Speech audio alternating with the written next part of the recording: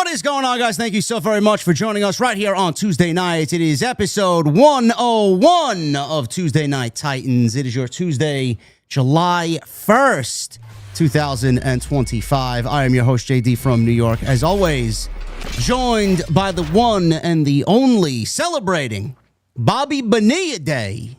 Solomons, what's going on, brother? Happy July 1st, everybody. How much is it that Bonilla gets today, bro? $1.2 million. Oh, my God. How about that? Every year until the year 2035. Don't you wish that you could just walk to your mailbox once a year and just pick up a check for $1.2 million? Yeah, I mean, what is he doing nowadays anyway, besides collecting those checks? There's nothing he has to do. He's going to be 72 years old when his contract expires. Oh, my God. Hopefully he sees long enough to see all that money come to him by 2035. I mean, I would think that if you are bringing in a guaranteed $1.2 million a year, you're stress-free. I mean, he could probably live to 100. Who's better off nowadays, Bonilla or the actual Mets team that's on the field? Bonilla. Okay. Bonilla. Yeah, what's going on over there? Yeah, I think the less said about that, the better.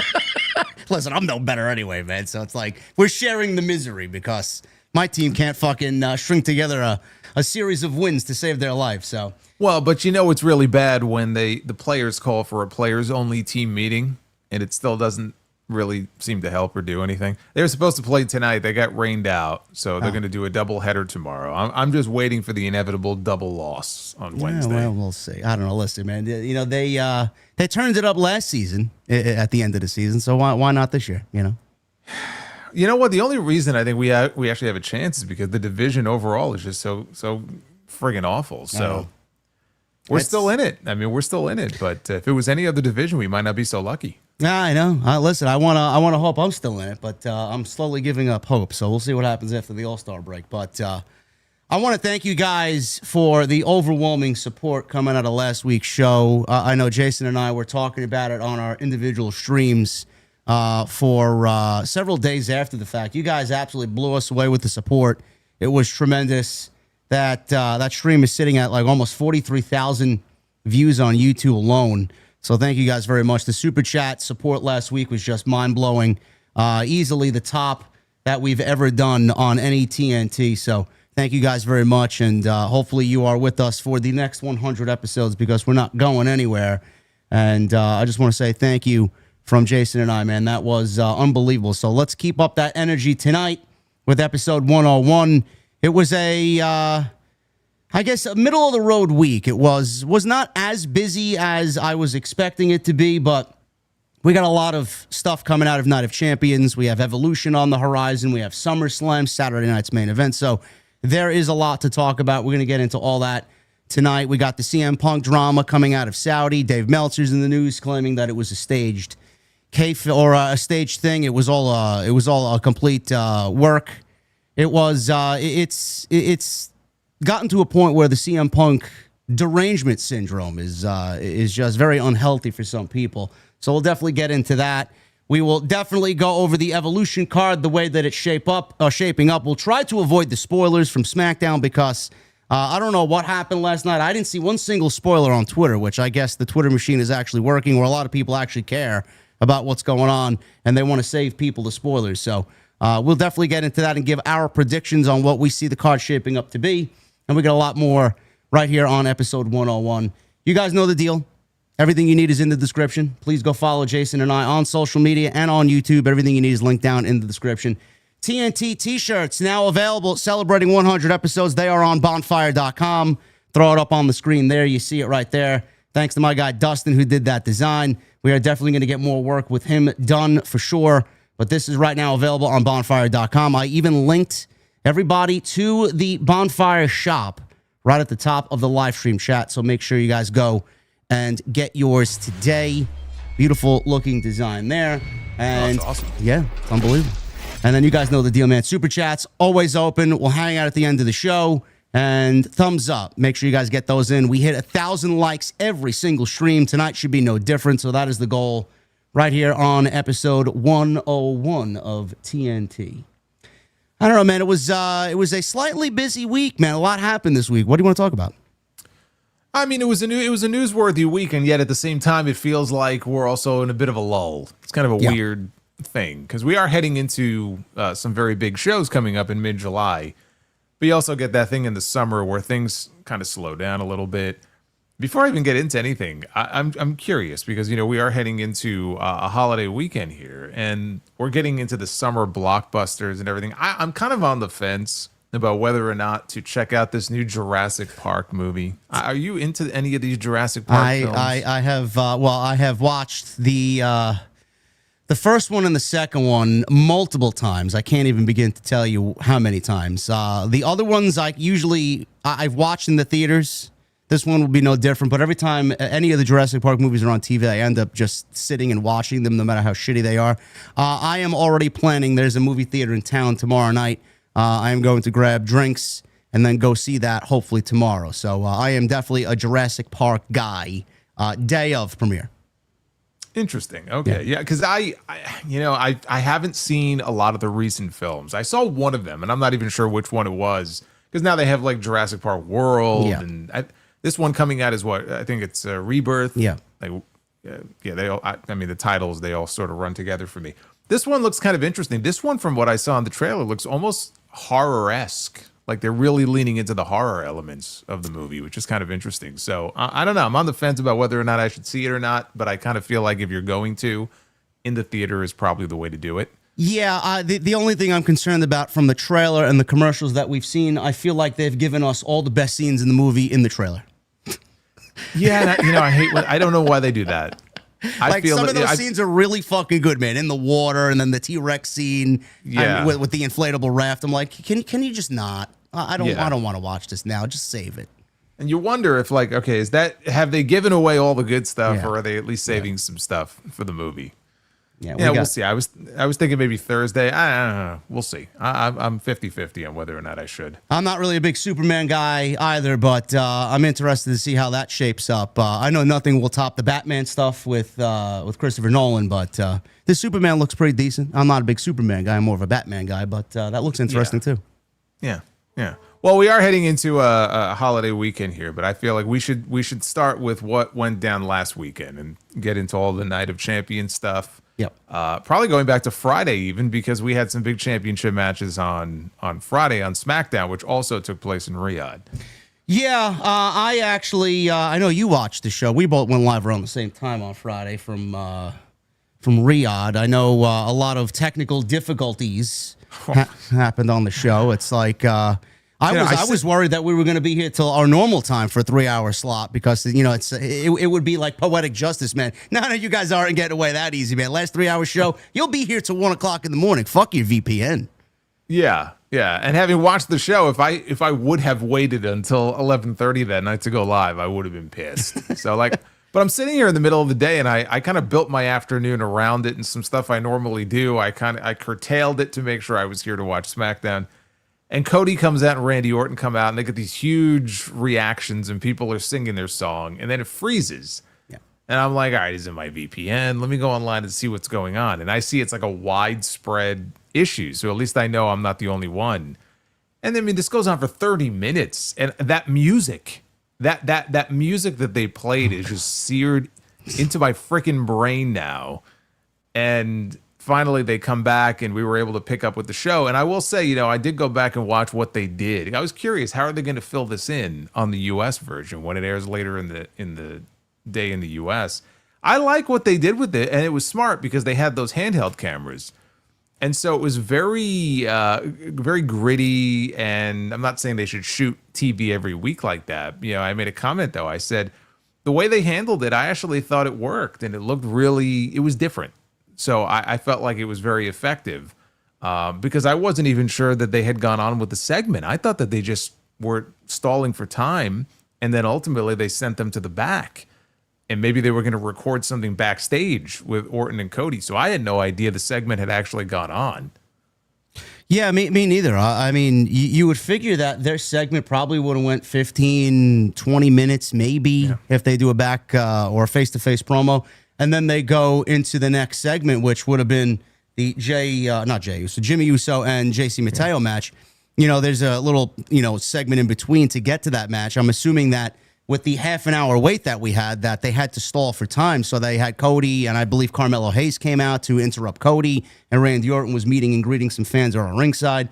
So it was, I agree with you. I did enjoy the gritty look. It almost looked like they vlogged it, which I said on social media. I actually quite like that, and I feel like that element is missing from both AEW and WWE, where it's just overproduced, and AEW is trying to be WWE, and WWE is trying to be very sports-centric, and everything is just overly polished and produced.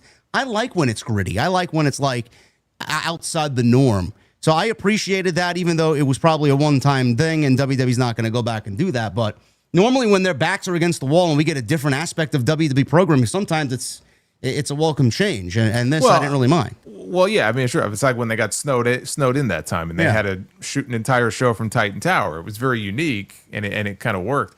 But I will give credit where it's due. You know, the gritty look of it and the way they filmed it with those the backup cameras or the handheld cameras, it reminded me of TNA. TNA was the first one that did that, where it was sort of shot in that way. They used to have a show. It was like a post show called TNA Reaction. And this was actually during the Bischoff and Hogan era. And they used to shoot stuff just like that. And I remember thinking at that time, like, okay, this is unique. Like, what they're doing is kind of revolutionary as far as like an American company is concerned. So that was actually the first thing that I thought of in watching the way that the Cody and Randy segment came off. It reminded me of those TNA Reaction days. One of the few positives, actually, to come out of that era of TNA. But as far as the rest of that SmackDown show, again, they had three championship matches, and we actually had one title change on that show, which was the correct move to make. We actually had 2 United States Championship changes last weekend, but Julia is the new Women's United States Champion, which I absolutely think was the correct move. Yeah, I think that's the right move as well. Hopefully, WWE has a little bit better of a time with Julia as the United States Champion. They put... Now, I'm not the biggest Zelina Vega fan in the world, but I know a lot of people were very critical of creative after this loss. I don't know what they weren't seeing. Now, Zelina is someone that WWE was featuring more so than they have been on television. But ever since she won it, Jason, they didn't really do much to portray her as a champion. It never really evolved past the Chelsea Green and the Secret Harvest thing. Julia won it. Now it's in the hands of someone who is a more accomplished professional wrestler. Hopefully someone that's going to bring a little bit more prestige to that championship. You know, I know a lot of people are looking at it from the outside looking in, and they have a lot of hope that things may change for the championship. Until I see physical change from creative and some effort put into the secondary championships, I don't really believe anything, no matter who's holding it. Zelina, it could be fucking Natalia or whoever. I just don't care about the championships now, and until WWE actually shows that they care, I'm not. Yeah, I mean, just remember, these championships were conceived of because there were a lot of women on the roster who, at any given moment, were not involved in the world title picture. And for the longest time, one of the knocks that I had on WWE Creative was that unless you are the women's world champion or fighting for the women's world title, you didn't really have a story on the show. So you look at what they're doing on Raw right now with the Intercontinental title, they're actually doing a better job over there. You know, Becky has that belt, and right now she's got 2 feuds going on at once, one with Bayley, one with Lyra. Now, even if you're not interested in that feud, you're not really into it, they are doing something at least with that title. So what I would like to see them do on SmackDown at least is get that title to a level where the IC title feels like it's at the moment on Raw. And they have just failed to do that. And part of it is just, you know, Zelina would come out and it was just hard to get the crowd to really care and get invested in anything that she was doing. There were some matches that she had where it felt to me like as the match progressed, people were starting to get a little more behind her. But dude, like they would hit her music on most weeks and she would walk out and it was like crickets. Yeah. You know, it's like nobody cared. Now, maybe they looked at it as this can help elevate her, but it's a brand new championship. And I feel like when you have a brand new title like this is why I was okay with putting the other title on Becky. Sometimes you need to get that belt on somebody that the fans, you know, can get behind or that has equity in the company to at least help elevate that championship to a certain level that it might not get to if you don't put it on a name. I don't want to say Julia has a name because she's still new to the main roster and she's still not fully over yet. But I do think that if she goes on a tear, and by all accounts, I mean, she's in for a decent push. I hope that's the case. I think that that will help elevate that title to a level that it just wasn't at. And we're 6 months into this experiment now. You know, I mean, Chelsea Green won the title in December. Now it's officially July, and it's about time we get that title on somebody who hopefully they're serious about pushing. Yeah, I agree. You know, a lot of people looked at it, including us, a lot of people looked at it as a way to get the secondary women over and get the championship over. Like the IC title and the US title are going to be the workhorse championships and something for them to compete over, while the more bigger or major stars are going to be competing over the women's world championships. It seemed to work out in theory, but in execution, it had zero effect on anything, and everything just kind of fell at the wayside. I feel like they are now trying to fix that here with Becky. Becky has done a great job as a heel. Lyra is better off now because of the feud with Becky, and those matches that they are producing have been really good. Becky and Bayley had a good match on Raw last week. Becky and Lyra have had great matches so far for the Intercontinental Championship. Julia is a very accomplished wrestler as well, and I know that the rumors said that Jordynne Grace was going to be on Friday nights. I don't know when that's going to be. She could be slotted right in there for United States Championship and kind of pick up the pieces where they left them in NXT and kind of bring that to the main roster for the United States Championship. So there is some promise there. And Julia and that United States Championship hopefully are going to be treated a lot differently than the Chelseas and the Zelinas of Friday Night SmackDown. But I do agree with that. You know, you made a mention of Zelina not coming out and getting any reaction. The theme music certainly did not help. I mean, it's the fucking backing track to SmackDown during the match rundowns while they're live on the air. There's no oomph to that theme. It's like, who wants to fucking who does that attract and who does that resonate to? It's awful. Like, well, it's like watching Raw last night. It really hit me when Rusev came out and then Sheamus came out right after him. Like, they've both been Def Rebelled, and I think their music now is far worse than the music they had previously. So it's not just a problem with the women or with Zelina. Zelina was an egregious example, though, because it really did feel like they would hit that music, and sometimes I would struggle to be like, wait, who is this for? And until she would walk out, I didn't even know that it was her, and she was the champion. Like, what does that say? God, that's fucking terrible. Zelina loves video games, anime. Yeah, she's Puerto Rican. That's what you come up with? Come on. Just no effort there with the theme. But that's a whole nother topic for a different day. Julia's the United States champion. Right move. Hopefully Triple H knows what he's doing there and starts building that championship. Much needed. We got, what else on SmackDown? Tag team titles. Tag team titles, yes. We got the Street Profits versus the Wyatt Six. This went to a no contest. I wasn't really enthralled with this at all. I'm not really too excited about the Wyatt Six in general. But I don't know what did you think of this? I mean, I like the Profits and the work that they're doing. I love Fraxium. I think they're awesome. This new team with Andrade and Rey Fenix that they're seemingly pairing together. I know they have a match coming up on Friday against Fraxium.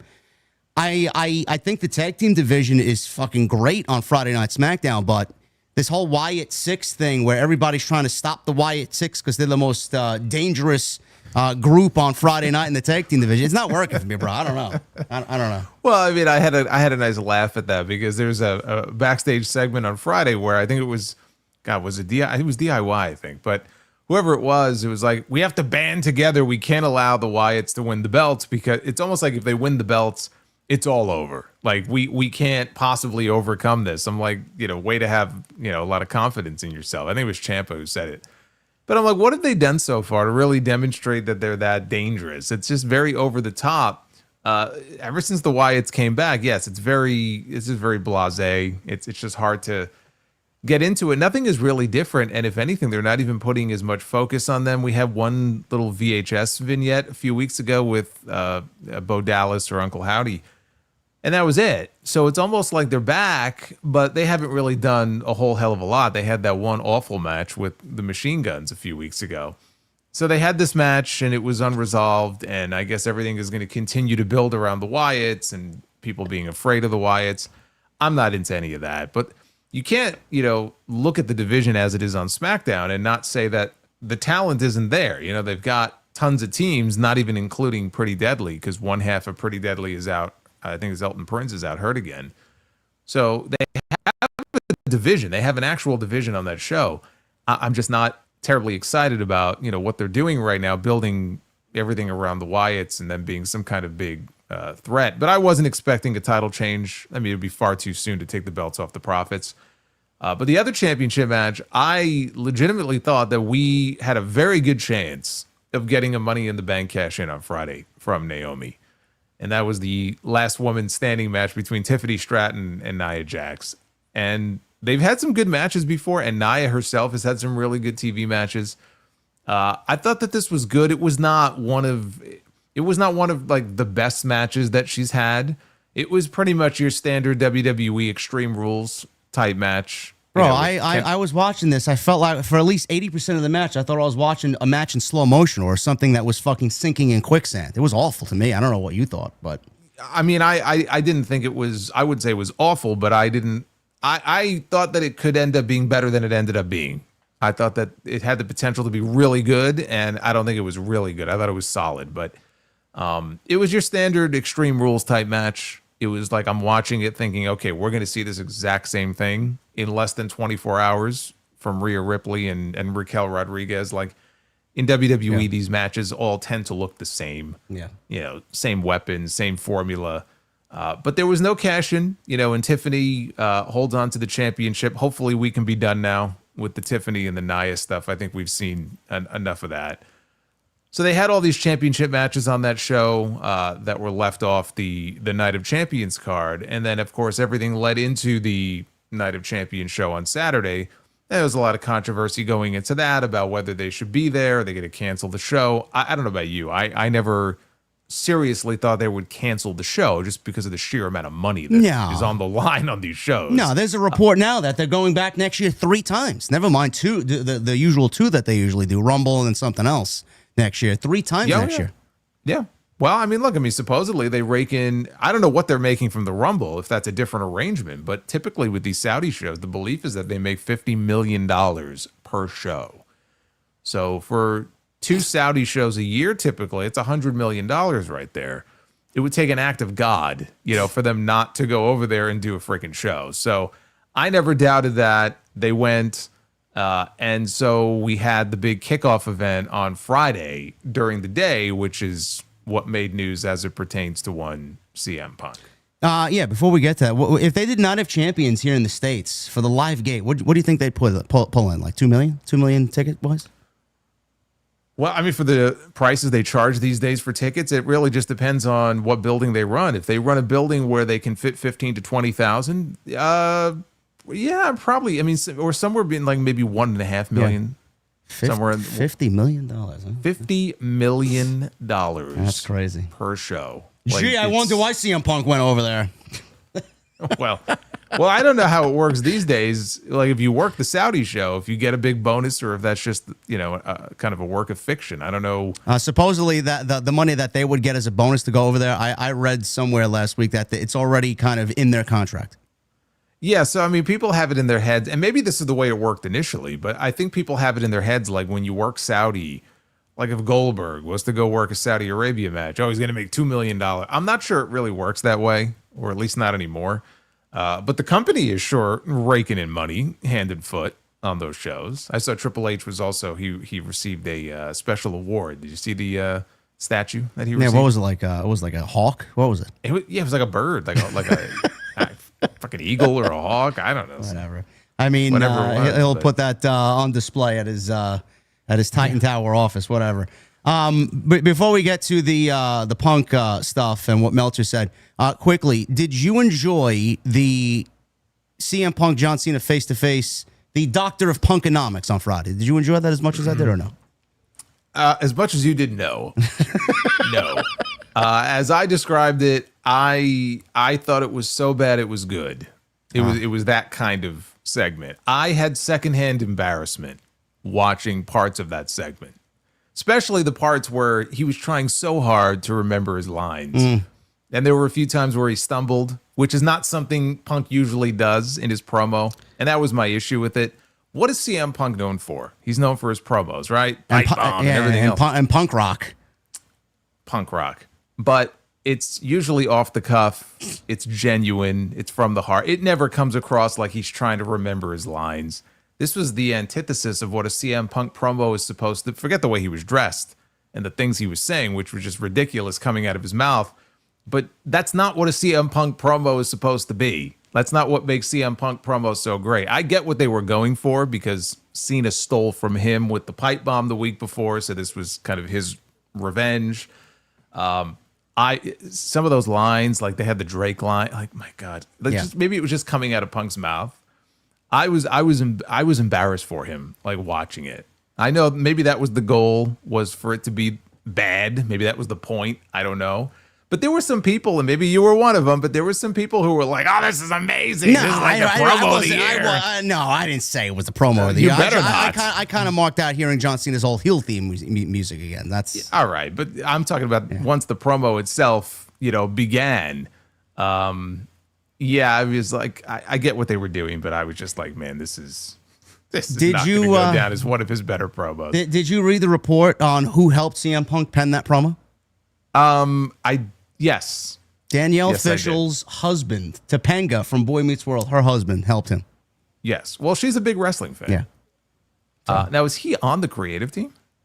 That much I don't know. I didn't dive too much deeper outside that article that I seen, but I don't know. I mean, they must know each other personally from somewhere. I don't know. It just felt to me this had to be something that Cena and Punk came up with on their own. I don't think this is something that came from Triple H or the creative team. I assumed watching it that Cena was the one who put the lines together for Punk until I read that report. And maybe Cena did have input into it also. I know Punk didn't come up with this shit on his own. No. So, just watching him out there, I don't know. No, Bobby Roode produced the segment. He didn't have nothing to do with what was penned. Yeah. And again, we've seen Punk do stuff like this before many, many years ago on SmackDown, and it was actually really well done when he did it. He came out dressed as Jeff Hardy and with the makeup and everything, and he even did the Jeff Hardy pose, and he was kind of mocking Jeff when they feuded. That had to be like 2009 probably. So, it's not like he hasn't done a segment like this before where he was mocking, one of his opponents. But, what is he now? 46, 47? Ooh, right? Punk? No, I was. Cena's 48. 45? He's older? Maybe a year older. All right, 45, 46. But I mean, still, he's a white dude from Chicago trying to rap. I mean, and any one of us is gonna have a problem, bro. Seriously. Out there in the jorts and just trying to be John Cena. It was the stuff that I found entertaining, but not in an entertaining way. Like, oh, this is great. Like, it was entertaining. Like, oh my God. Like, I'm trying to look away, as I'm watching this. But look, he had a lot of shit to memorize for the most part. He held it down. He did the best he could with it. I thought he got most of it. He was a little shaky in some parts.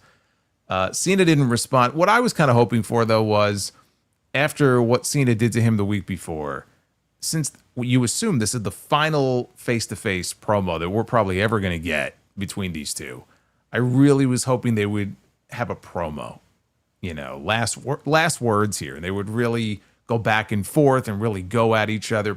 Let Punk be Punk. And let Cena be Cena, because when you let him go, like, he can be great. And instead they did the whole corny comedy thing. So that to me was a little disappointing because I thought this could have been even more intense, and they turned it kind of into a joke. Yeah, it almost feels like they knew this was it for them and they wanted to have as much fun as possible. Yeah. Was basically it was a nostalgia hit, and that was it. Goodbye. On to the next. Yeah, Hula Grim says Punk is 46. That's what I thought. Okay, yeah, Cena's 48, Punk is 46. Well, Punk and Cena, they set the stage for Saturday. 47 in October. Oh, wow. Okay. He's an old man. We knew that already. He's got gray in his beard. So yeah, there you go. But they did set the stage for Saturday Night of Champions. And before Night of Champions, there was a kickoff show right before the show on YouTube. And WWE had a bunch of people out there that were on the show. Kross and Sami Zayn and Triple H was out there. CM Punk was one of the featured stars out there. And he apologized to Saudi Arabia because a fan yelled out from the crowd to apologize for past comments. Now, this made the rounds and divided wrestling fans. Obviously, you guys know the tweet that is in mention here. It was directed at The Miz. He told The Miz many, many years ago, 2020 to be exact, go suck a blood money covered dick in Saudi Arabia. That's the tweet. Obviously, it was taken down, but it lives on in infamy on social media. So he was confronted by a fan named Mohammed during the Night of Champions kickoff show. And Punk says, and I quote, "This guy wants me to apologize for a mean tweet I wrote 6 years ago. Listen, legitimately had nothing to do with Saudi Arabia. I woke up, I was crabby, and I wrote a mean tweet to The Miz. I apologized to The Miz. Muhammad, I sincerely apologize to you and all of Saudi Arabia." Punk then went on and said, "I'm not perfect by any means. Sometimes as human beings, we screw up. The beautiful thing is everything is a lesson learned. Now here I am, and you have invited me to your country, and I am grateful to be here." It did not stop there. Apparently, Brandon Thurston put a tweet out in response and an article to go along with it on Post Wrestling. An inspiring moment of self-realization in the Kingdom of Saudi Arabia as CM Punk courageously aligns himself with a visionary government that criminalizes being gay and occasionally kills its critics. Now, the one person here that you think would never chime in any way to defend CM Punk was Ryback. Ryback, who's been very well documented about, his dislike for Punk in the past, responded directly to Brandon Thurston's post. And the feeling is mutual. Yes. Defending Punk's actions. "I've had my issues with Punk, but I don't see him as a sellout," Ryback said. "He returned to do what he loves and to make money, much like you're doing by writing critical think pieces about others for clicks." He elaborated on the complexities of working for a global company like WWE. He says WWE is a global business, and working at that level means navigating complex deals, personal beliefs, and public perception. His apology wasn't about abandoning values. It was about how he expressed them publicly in ways that hurt professional relationships. Boy, oh boy, man. Ryback, that wasn't the only thing. He said something about Kevin Owens and Cody Rhodes, which we're not going to get into. Jason did a whole piece on that on the Sound Off. If you guys want to go listen to him about that, I believe he uploaded it to the YouTube channel as well. But Ryback's got a couple W's this week. So very logical, very mature, very down-to-earth way of replying to Kevin Owens, Cody Rhodes, and now in regards to Brandon Thurston about this CM Punk situation. Listen, Jason, I don't want to spend too much time on this, but I said as much. A lot of people in the community have CM Punk derangement syndrome, in my honest opinion. A lot of these people don't realize that at one point or another, they also were hypocritical and have made a wrong decision. We all have. Nobody's perfect. This guy goes out there, and obviously we've talked about this many times. As soon as he came back to WWE, everybody knew he was going to be working Saudi Arabia. Nobody hoped for it, but you knew that when a Rumble went there or WrestleMania went there, WWE's not going to have one of their biggest stars ever not appearing on these shows.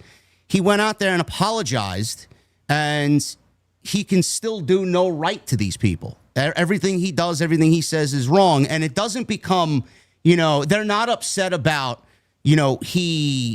he said what he said to The Miz, and he said what he said about Saudi Arabia, and his beliefs don't align with going over there because he'll come back to the United States and protest for whatever he believes in, but he'll go over there, and whatever happens over there, people don't agree with.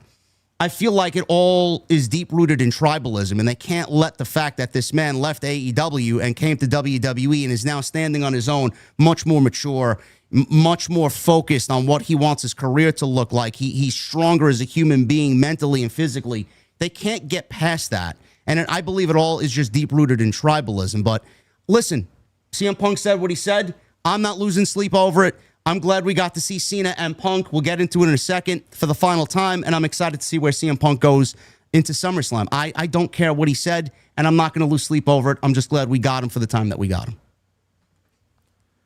I don't think the entire thing is rooted in tribalism. I think you have some people who would fall into that category. I mean, there's tribalists, on both sides, but I think that there are a lot of people who just look at comments he's made in the past, and not even necessarily specifically about Saudi, but just things that he has championed, whether it was coming out on AEW television, wearing certain types of t-shirts or whatever it may be, and comments that he has made. Because he also made a comment years ago, might have even been before that tweet to The Miz, He was on a Barstool podcast, and they brought up the Saudi stuff. They made some kind of joke about like how many Saudi shows would it take to get you to come back, or something about the money. And he was like, I ain't working one of those. So, like, there are multiple instances of him making comments like that. Do I believe that his apology was 100%, sincere, and it was off the cuff and it was straight from him? I don't know. I can't get in the man's head. I don't know what he honestly believes or doesn't believe. I think he went out there and did what he had to do because this is who he works for now. This is where he gets a paycheck from. This is the company that he works for. He understands the lay of the land and that this won't be his last time going and working a Saudi Arabia show. He'll be back there in January, just like all the other talents. And he said, look, this is something that he had to do. Is it something that he would have done if he felt like I'm under no obligation to do this, or if he didn't feel like he was going to get booed and get a negative reaction, which is the thing that made me laugh the most, because when he initially walked out there for the kickoff thing, he was booed. And when he apologized, all of a sudden at the end of it, they're chanting his name. It's like a switch got flipped. It was the funniest thing. And then I think there was also the incident with the little kid, that there was video of him and Randy Orton walking somewhere, and a little kid ran up and wanted to get a selfie, and he kind of shunned the kid away. And then security came over and pushed the kid away. I think he found the kid and took a picture with him, which was a very nice thing to do.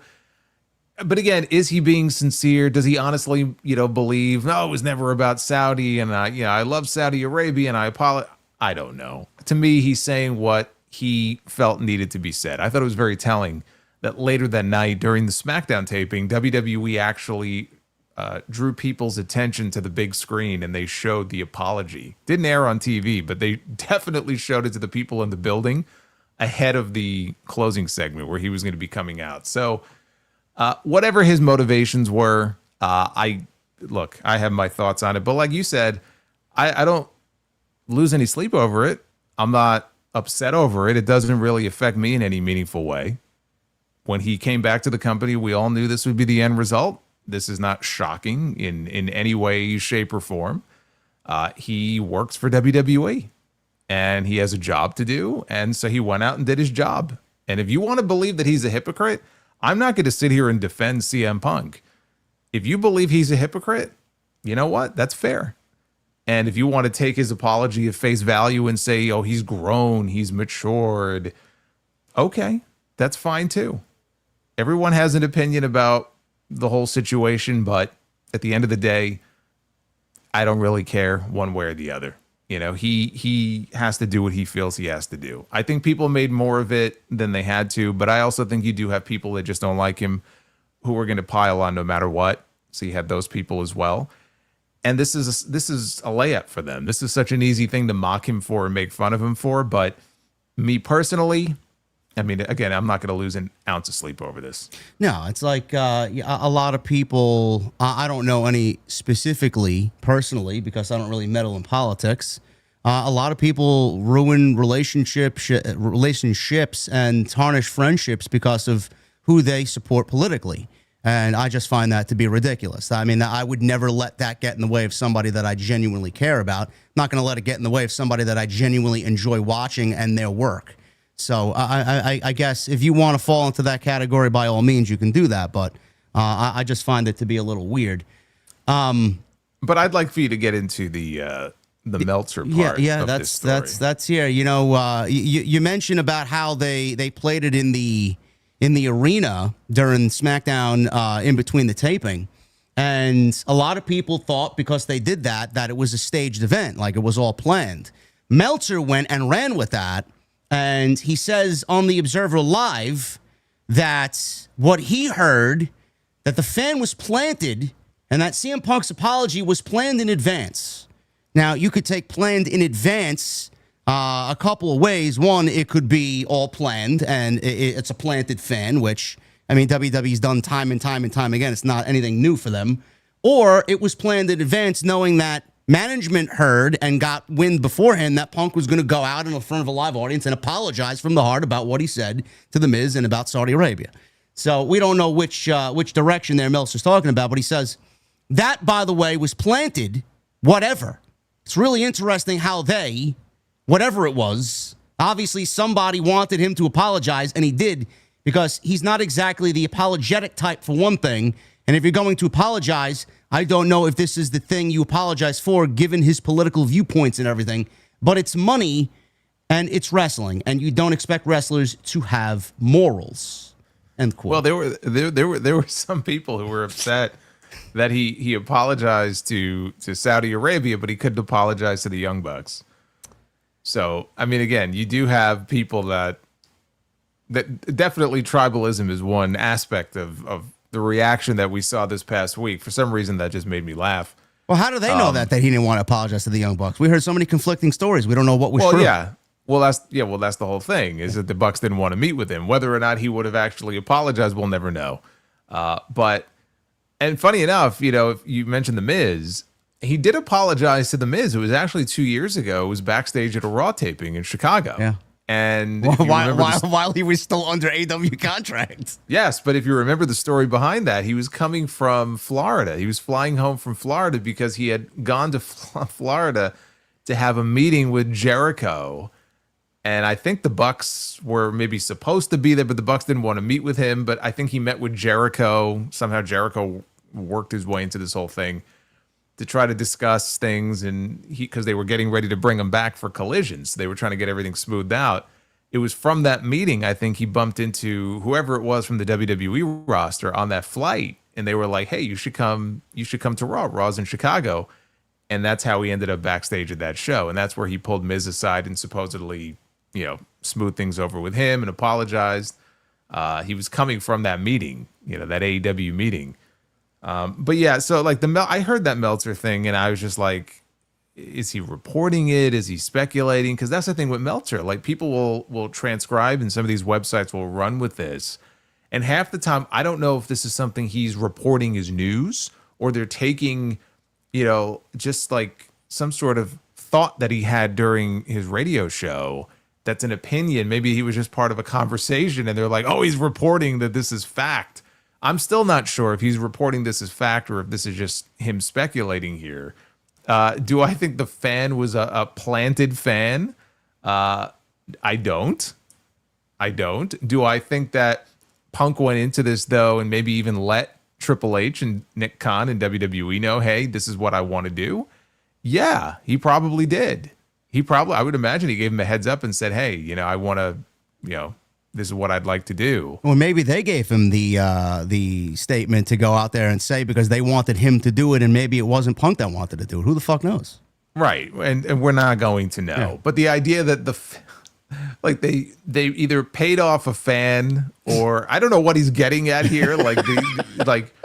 Remember years ago on NBC they had this show where they exposed wrestling's deepest, darkest secrets, and they had the stunt granny. Yeah.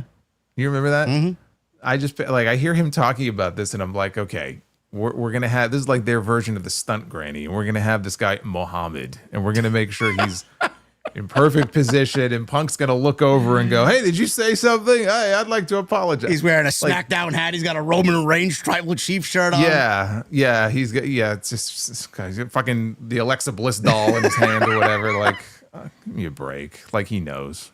Come on. Well, Meltzer claimed that this was all planned, and according to Fightful, they put out a report. They reveal that WWE staff had not heard anything suggesting that the fan was a plant. Despite conflicting reports emerging about Punk's apology, his efforts were praised by Triple H on the Night of Champions post-show. Triple H said, I was privileged to watch him grow as a human being, to step out here and apologize to the people of Saudi Arabia, to just cherish where he is at in life and his career and the things he gets to do and the opportunities that he has. I am incredibly proud of him. And he says, if you told me 10 years ago that CM Punk would be here in Saudi for WWE, I would have thought you were out of your mind. But people grow, people change, people evolve, they learn, and they learn a lot in life. That's all it is. If you don't believe that he's grown, that's up to you. I mean, I get the same shit about the fucking Alexa Bliss comment that I made 5 years ago. People still can't let that shit go. I'm not the same person, even the same creator I was 5 years ago, but everybody's going to harp on that. Everyone's going to harp on CM Punk's tweet from 2020, and they're never going to let him go. But like I said, and like Jason said, if you want to call him a hypocrite, you have every right to do that. I and Jason are not going to let it bother us to watch him round out the rest of his career. It's just stupid, honestly. Well, that's that. That was the CM Punk dilemma. The kid thing, I don't know why that blew up out of nowhere. You know, I said as much on my SmackDown stream when I said it. I mean, the kid just ran up, and a security guard, nobody made mention of security guard that also put his hand in front of the kid, too. It's like, where are the kid's parents? He's probably heading to a meet and greet to meet these same people, and everybody's like blaming CM Punk. He shoved the kid away. I mean, he was probably just looking out for the kid's safety. Where's the fucking kid's parents? Nobody made mention of that. Randy Orton was there. Didn't Randy Orton ignore him also? Yeah, he just walked right by him. Yeah. I don't know. I mean, look, it's a kid. It is what it is. Yeah. But I know why that made me just think of the totally unrelated. But it made me think of the baseball fan at the Diamondbacks game. Did you see that story? The about what is it? What is it, like several years in a row? He's like interfered in the play on field. Dude, this is the fourth season in a row. It is the same fan, literally in the same seat in the same part of the ballpark, who has gotten involved. He's interfered in like a home run where he reaches over and catches the ball. And this is like the fourth year or fifth year in a row or something like that. And people are like, how come he hasn't been banned at this point from the ballpark? I just say put a jersey on him and let him start playing. I mean, my God, how does it even get to that point? But we're talking about this fan here, and it just made me think of that for some reason. Completely unrelated, but I didn't know if you had heard about that story. It's like, how does that even happen? The same person in the same exact spot 4 years in a row? I mean, he's a fucking plant. Who knows? Yeah, well, Meltzer might start talking about him being a plant too. I don't know. Oh my God, listen, this guy is fucking crazy over here, man. Oh my goodness. Havili! Sky returns. There he is from Brisbane. After missing last week's show, he did leave a super thanks in the comments section on episode 100. Havili, thank you. I saw that, brother. Thank you very much. He leaves a 300 Australian super chat. What's up, JD and Solid Monster? Shout out from Brisbane, Australia. It is Wednesday, the 2nd of July. I got the TNT t-shirt. There you go. See, he's the cool kid. Yeah. He knows how it goes. Everybody in the chat's got to be as cool as Havili. Okay? Go get your TNT t-shirt. Havili, thank you, right brother. There. It's pinned right there at the top of the chat. It is pinned. Get them before they're gone. Yeah, please make sure you guys go support. Thank you, Havili. We appreciate you, brother. Thank you for being here for episode 101. All right, Night of Champions. We start things off here with what happened? Havili. Hooligan says Havili sitting on an oil ring. Probably. Who the fuck knows? Who knows, man? Listen. He's here every stream, bro. Every stream. He is. He's the Brisbane badass. That's what I call him. There you go. Night of Champions starts things off with Cody Rhodes and Randy Orton. This was the final of the King of the Ring tournament. Best match on the show by far. Again, no surprise. I said it for 4 weeks. I would be shocked with both guys on opposite sides of this tournament, Jason, that we're not going to get Cody and Randy. That's exactly what we got. It did deliver. I'm looking forward to more when it does happen. Cody, the whole thing about this match was Orton kind of digging down deep and not really being able to put Cody away with a couple of RKOs, decided to take off a turnbuckle pad and use the exposed steel, and it ended up backfiring on him. And Cody took advantage of that opportunity, and he delivered a crossroads and eventually got the win and the crowd. And the one thing that really stood with me was the disgusted look on Randy Orton's face, looking at Cody take the crown from Nick Aldis. Now, I know we're going to talk about where Cody's going after this and what he's doing at SummerSlam, but let's start with the match. The match itself was really good. I personally enjoyed Randy versus Gunther last year in the King of the Ring final. I did enjoy this. What did you think of this match between these two guys? I thought it was really good. I thought it was the best match, and the match I thought was my personal favorite on the entire show. It also felt to me they didn't give too much away because it felt like the first of what will hopefully be a series of matches that we get between these two in the months to come. So they didn't go balls to the wall or anything like that. It was a pretty basic, straightforward match, but some good near falls worked in there. I like the spot where Cody did the springboard off the ropes and got caught, with an RKO on the way down. That one person who said, well, it doesn't make any sense. Like, if he was going for a Cody cutter, why did he turn around? And I was like, well, okay, that's a good point, but maybe he was going for a disaster kick, right? We don't know. It made for a good visual. That was my favorite spot of the match. Some people thought the finish was kind of flat. I could see that, but the finish was exactly what it had to be, which was Orton is the one who tried to take a shortcut out of frustration, right? He brought the chair in. As the referee is disposing of the chair, he was fiddling around with the turnbuckle. And all Cody did was just take advantage of a situation that presented itself, so Orton really has nobody to blame but himself. So I like the story they told. And there are people who just aren't going to like the idea of King Cody. Some people don't like Cody. They think he's boring. He wins too often.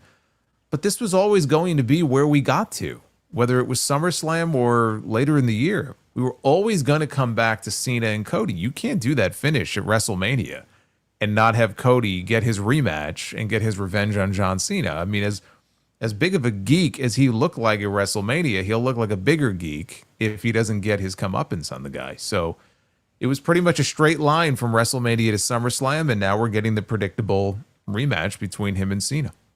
Yeah, and like Jason said, he did look like a geek because John Cena, with the championship belt, Cody refused to hit Cena, yet Cena just delivered a kick to the dick and won the championship. And then obviously you got the Travis Scott inclusion there, which did make Cody look like a complete idiot. And he went away and he documented that. He went away for a little bit. He was down in the dumps. He drank some whiskey. He was talking to friends about how great of a champion he was. And now he's fighting his way back to SummerSlam. And obviously the main event of SummerSlam is going to be Cody and John Cena in a rematch from WrestleMania. Now, I want to mention this here, being that we're talking about Cody. You had a listener on the Sound Off this weekend that had an absolutely fucking great just game plan foundation for a double turn here between Cody and John Cena at SummerSlam. My question to you is, just in case anybody didn't hear what Jason talked about on the Sound Off this week, my question to you is Cody already planting seeds for a slow burn heel turn? Because we all know the stories about, what The Rock wanted Cody to turn heel after selling his soul, and Triple H and everybody else close to Cody kind of axed that and said, no, that's not the right time to do it. Are we looking at a right time to do it now? Because we all kind of figure Cena's going to go and end the second half of his run as a babyface. Is now the time to turn Cody into a heel before he takes the American Nightmare gimmick and run and have fans turn on him? Does WWE just kind of go and do that before the fans turn on him and just kind of ruin everything? Me personally, I say it's still too early to do that. I still think it's premature. Cody is still very popular. He's still very popular. He's very over. Just because you have some crowds that have started to mix in some booze with his reactions, it's not like the way it was when John Cena was first being pushed and it was 50-50. Let's go Cena, Cena sucks. Like, Cody is still getting very good, very positive reactions. And my biggest kind of issue with them turning him heel now, if they chose to do so, is that it just doesn't seem to me like they have that other guy who can step in and fill his boots like right away, like that other top babyface, face of the company type of person. They have some people who are on the ascent. I think someone like a Braun Breaker maybe one day might get there, even a Jacob Fatu. It's not going to be them right now. And so you don't have a lot of great options. There is one option, which I can mention here, but you don't have a lot of great options. So let me just say that first. Like, me personally, if it were my decision to make, I probably would be hesitant to turn Cody heel. But I did write this down. I'll read it because it was an email I got from a listener who laid it all out. I think it was Antonio from Lisbon, Portugal. So shout out to Antonio. But let me read this to you, because if they were to go through with a Cody heel turn, like the way that he laid it out here, I think is pitch perfect. So the way that he laid it out, Cody calls attention to Cena not using the title against Punk. That was a moment we saw in the main event on Saturday where Cena brought the belt into the ring and teased that he was going to use it and blast Punk in the head with it. And then he thought better of it, and he threw the belt away, which is just another seed being planted for the eventual Cena babyface turn. But like in this scenario, in the build-up to SummerSlam, Cody points that out and says, for a brief moment, we saw the old John Cena. You get to SummerSlam, you have the usual referee bump. Cena grabs the belt. And just like with Punk, he's having this crisis of conscience where, should I, shouldn't I? He's going to go strike Cody with it. Cody gets up to his feet. There's a standoff. And Cody is trying to tell him, this is not who you are. Listen to the fans, right? The fans are telling him, don't do it, don't do it. And Cody is trying to tell him, this is not who you are, right? We need the old John Cena back. And so he throws the belt away. He doesn't use it. And Cody kicks him in the dick and goes on, hits Crossroads, wins the championship. He turns the tables on Cena and does to Cena what Cena did to him at WrestleMania. And Cody is able to win the belt back. And coming out of SummerSlam, you have a situation where, Randy Orton, if you want to transition into Cody and Randy as a program, because a lot of people probably figure Randy's going to go heel. But in this situation, Randy doesn't go heel. Cody slowly is the one who goes heel.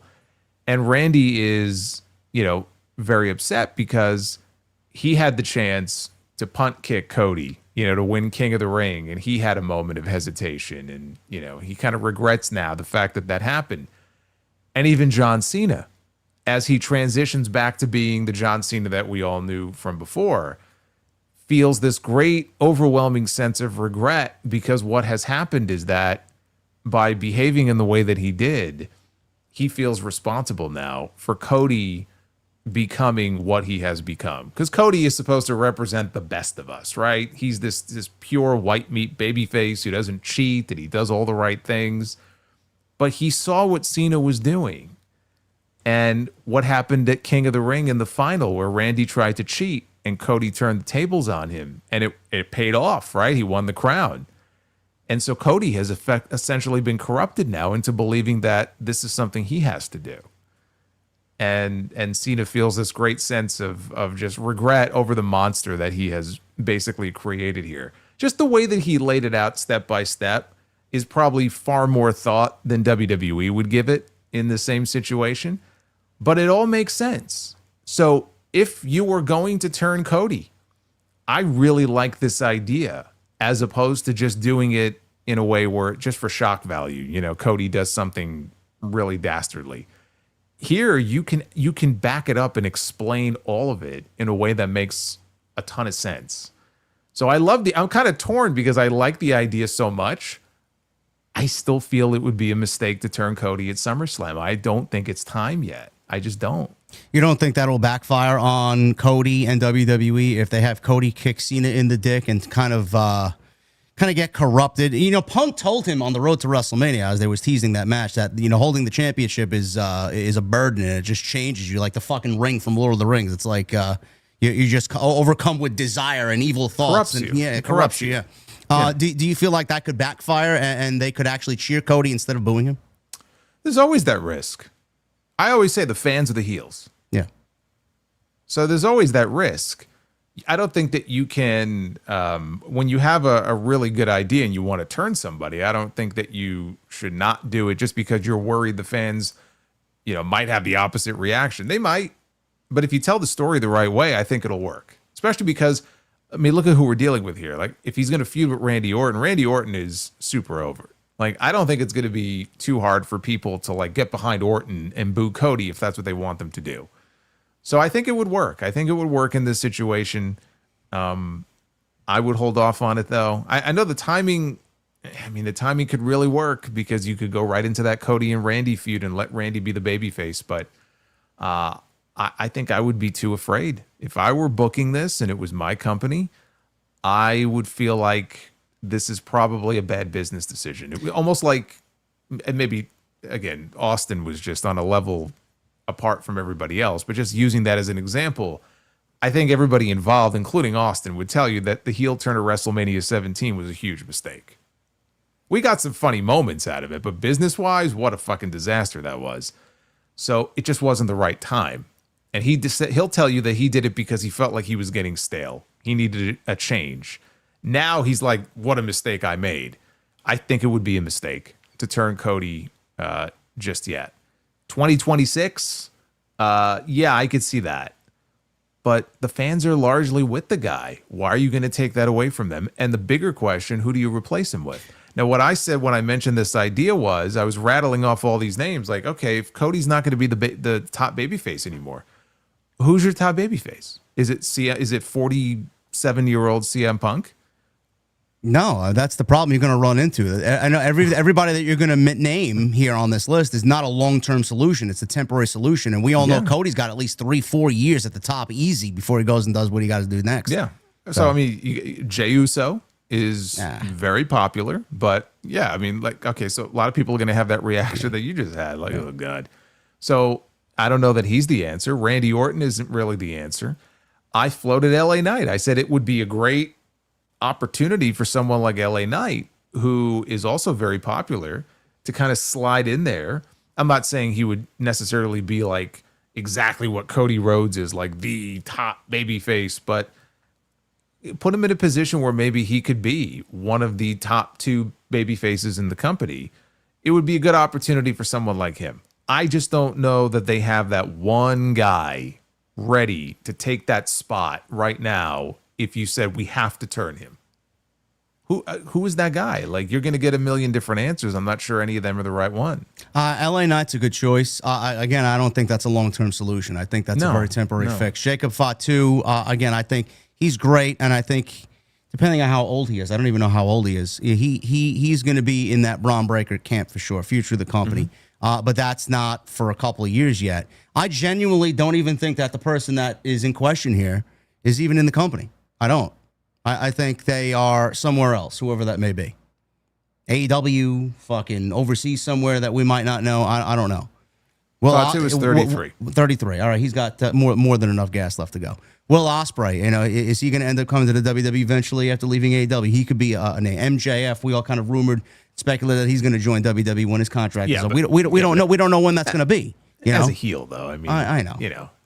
But still, there's no solid solution. There's no Roman. There's no Cena replacement here for Cody.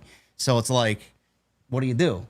I would love to see it because I think this fucking company needs a shot of something. I mean, everything is just so safe.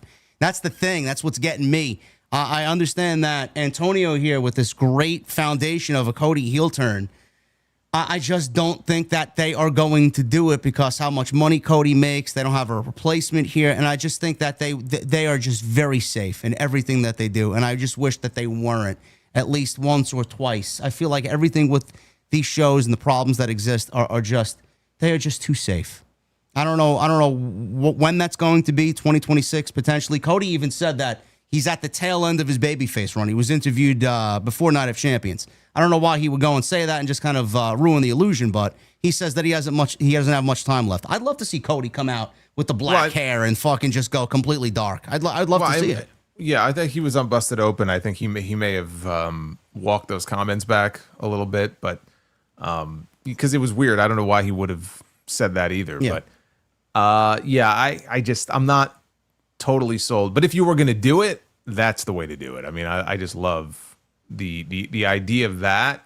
If the timing maybe were a little bit different and I felt differently about him going heel in the first place, like that would be the way to do it. Cody, Randy, dynamic flipped. Randy being a babyface, Cody being a heel, and then even Cody being a heel to Punk babyface. I mean, that's fucking great, man. I love to see that. Because that's a match we still haven't gotten. And look, we've had teases. We've had face-to-face, like intense promo interactions between them to where I would really like to see that. I'd rather see that match. I have more interest in seeing that match than another Rollins and Punk match. Yeah, me too. Even Roman is a babyface against Cody's heel. That would kind of freshen things up even there if they want to run match 3 against each other. I don't know. You know what though? I feel like Roman's done. Yeah, I don't give him much time. I mean, he's in that Rock camp where I'm not even booking him into current storylines anymore. He'll come back and do something, but I just feel like factoring him into stories like that is kind of pointless. Yeah. Especially as he starts probably to pick up more Hollywood roles. I just feel like he's basically more or less done. Yeah. Yeah, I give him to maybe 2027 and then he's finished. That's it. Yeah. Whatever his contract is, and that's it for Roman. But yeah, that Cody situation is very interesting. He will get John Cena at SummerSlam. That will be the main event at MetLife Field in New Jersey. SummerSlam Night 2. So we will definitely talk about that as the weeks get closer to SummerSlam. Randy Orton and Cody do have a segment on Friday Night SmackDown. I don't know what it entails. Obviously, we will not be revealing the spoilers here, but it's going to be interesting to see the dynamic, seeing how the end of this match at Night of Champions played out. So keep an eye on that. Rhea Ripley against Raquel Rodriguez. This was a very fun no DQ match or street fight. I think everybody kind of expected Rhea Ripley to win here against Raquel Rodriguez. They didn't really position her as much of a threat, being a tag team champion here. Rhea Ripley wins. We'll talk about Rhea Ripley when we get to the Raw discussion. I know a lot of people are kind of outraged that they're going in one direction and not in the other for Rhea Ripley and EO for Evolution, but we'll get into that. I thought this was fun, Jason. I thought this was a lot better than Tiffany and Nia at SmackDown the night before. Yeah. This was a better match. Somebody asked me, what are they going to do at the Royal Rumble when it comes to the Women's Rumble? Because they're all going to be wearing these basically the same outfits. So, how are they going to differentiate? How are they going to differentiate each other? They have 30 women out there, all basically dressed the same. I'm like, I don't know. I mean, they're going to have different designers and get RVD's guy to do those. What was those designs that he had? The airbrush. Yeah. Just airbrush different designs, I guess, on their latex outfits. I don't know, but it's a good point. I don't know, because they're limited kind of in what they can wear, what they can do. So that's going to be a little weird, because they came out here. Rhea and Raquel came out here. They look like tag team partners. They did.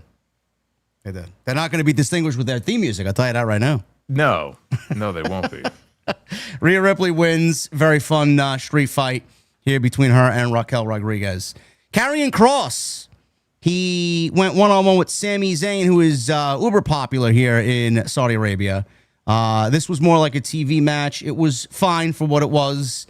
I was more interested in the story that they had coming into the show about Karrion Kross not taking bumps, which Wade Keller talked about on the PW Torch, which was debunked by Kross himself. He actually talked about it, and he went on to say, he addressed the speculation hearing these reports about not bumping and the reason why he's not getting pushed. He dismissed it as the weakest story he's heard about himself recently. He says, I thought out of all the crazy articles that are fabricated about me every week, that was the weakest. There was another wild one I saw last week that was even funnier. He then said, it said something like Karrion Kross is going to come to Monday Night Raw and he's going to quit and do a shoot promo live and then walk out. I thought that was a good one, but I don't really respond to any of them. That's a crazy one about me. And there is a crazy one about me every week or two. You just kind of have to laugh. I didn't believe that when Keller talked about it. I don't know where he got his info from, but things get pushed out there because of certain reasons, jealousy or whatever the case may be. Narratives get thrown out there. I just love how, I think it was the first or one of the first bumps of the match. He gets clotheslined out of the ring and takes a back bump on the floor. Outside. I mean, his finish is done in a way where he takes a back bump on his finish. It's like, come on, bro. Like, really? Yeah. Anyway, that was in the news this week. This match was fine. I don't know what people thought about Kross and Sami here. Is it going to open up more eyes in WWE and get more fans behind Kross to get him on TV? I'm not really certain yet. But it seemingly looks like, Jason, after what we watched on Monday Night Raw, that this is still continuing. So it's nice to see them continuing this feud with Sami Zayn on TV. Yeah, it's good for Kross. I was a little worried that it was a one and done. He lost and that's it. It's to the back of the line and back to catering for him. So when I saw him attack Sami in the back last night, I said, okay, well, at least we know we're going to get one more match out of it. He may lose that one too, but at least it's not over yet. So that's good for him. He's involved in something now. Yeah. He's not just doing these random backstage segments where he awkwardly pops up and says a few things and then nothing really comes of it. He's actually getting in the mix now. He's getting down and dirty. He's getting physical. So that's good. That's a good sign for him, the fact that they're continuing. I thought the match itself was fine. If it was a Raw match. That's how I described it. Yeah. It wasn't a bad match. They told a very simple story. It actually was not the worst match on the show that came after this. No, it was not. Was it the miracle victory that Michael Cole described on Saturday? No. No, it was not. It was a huge miracle. He won this match. Unbelievable miracle that this guy who has main evented WrestleMania before pulled out this amazing win. Yeah, no, I don't think so. So yeah, it was fine. It was fine. I don't know that too many people honestly believed, nor should they have, that Sami was going to go into Saudi and lose to Karrion Kross. That just, to me, I never really for a second gave that serious consideration. Yeah, a lot of people were complaining the night of that Kross should have won based on the story. Do you agree with that? It would have been, if they're continuing the story, would I have had him win? Yes, yeah. I would have had him win. And imagine the heat that maybe that would have generated. Although when he came out, he got a good reaction too. He did. It's not like Karrion Kross got booed. I mean, he was actually very warmly received. If you saw even some of the videos of him being swamped by fans, like, before the show, the day before. So I think him beating Sami would have been big for Karrion. It would have meant more for him than the win meant for Sami. But it wasn't like, oh, he had to win, and if he doesn't, he's done. He's buried. Like, I never felt like that. Now, if they run the match back a second time and he loses again, that would bother me a little bit more, I feel like, because I think you can get 3 matches out of this and at least give him 1 win. Yeah. Because I'm like thinking, like, what is Sami going to do at SummerSlam? We're talking about all these big names. People talking about Cody and Rhea. What are they going to be doing at SummerSlam? What about Sami? Right? And it just seems to me like he might be wrestling Kross. Yeah. And if they're going to do 3 matches, they could do the second one on Raw or even Saturday night's main event and then kind of close this out at SummerSlam. So I would give him a win at some point. If you just beat the guy and he never wins a big match, it's hard for people to take that person seriously. I think he got a big win over Drew McIntyre once, but that was so long ago. Who remembers that? Nobody. Yeah. Yeah, I thought, I don't want to jump ahead here, but I even had lightly penciled in Sami Zayn possibly against Gunther at SummerSlam. But clearly after last night, they don't seem to be going in that direction. So it looks like Kross may be the option here. I'm not really thinking along those lines at all. Yeah, and I think that would actually look bad on Triple H and the creative team, because how many times have we done that already? We don't need to go rehash that on top of everything else that they rehashed. So well, it could have worked if he would have won King of the Ring, and then they wanted to start telling the story about him going and challenging for that championship. It could have worked, but at this point, I mean, there's been nothing done to lead me to believe that that's the direction that they plan on going in. No.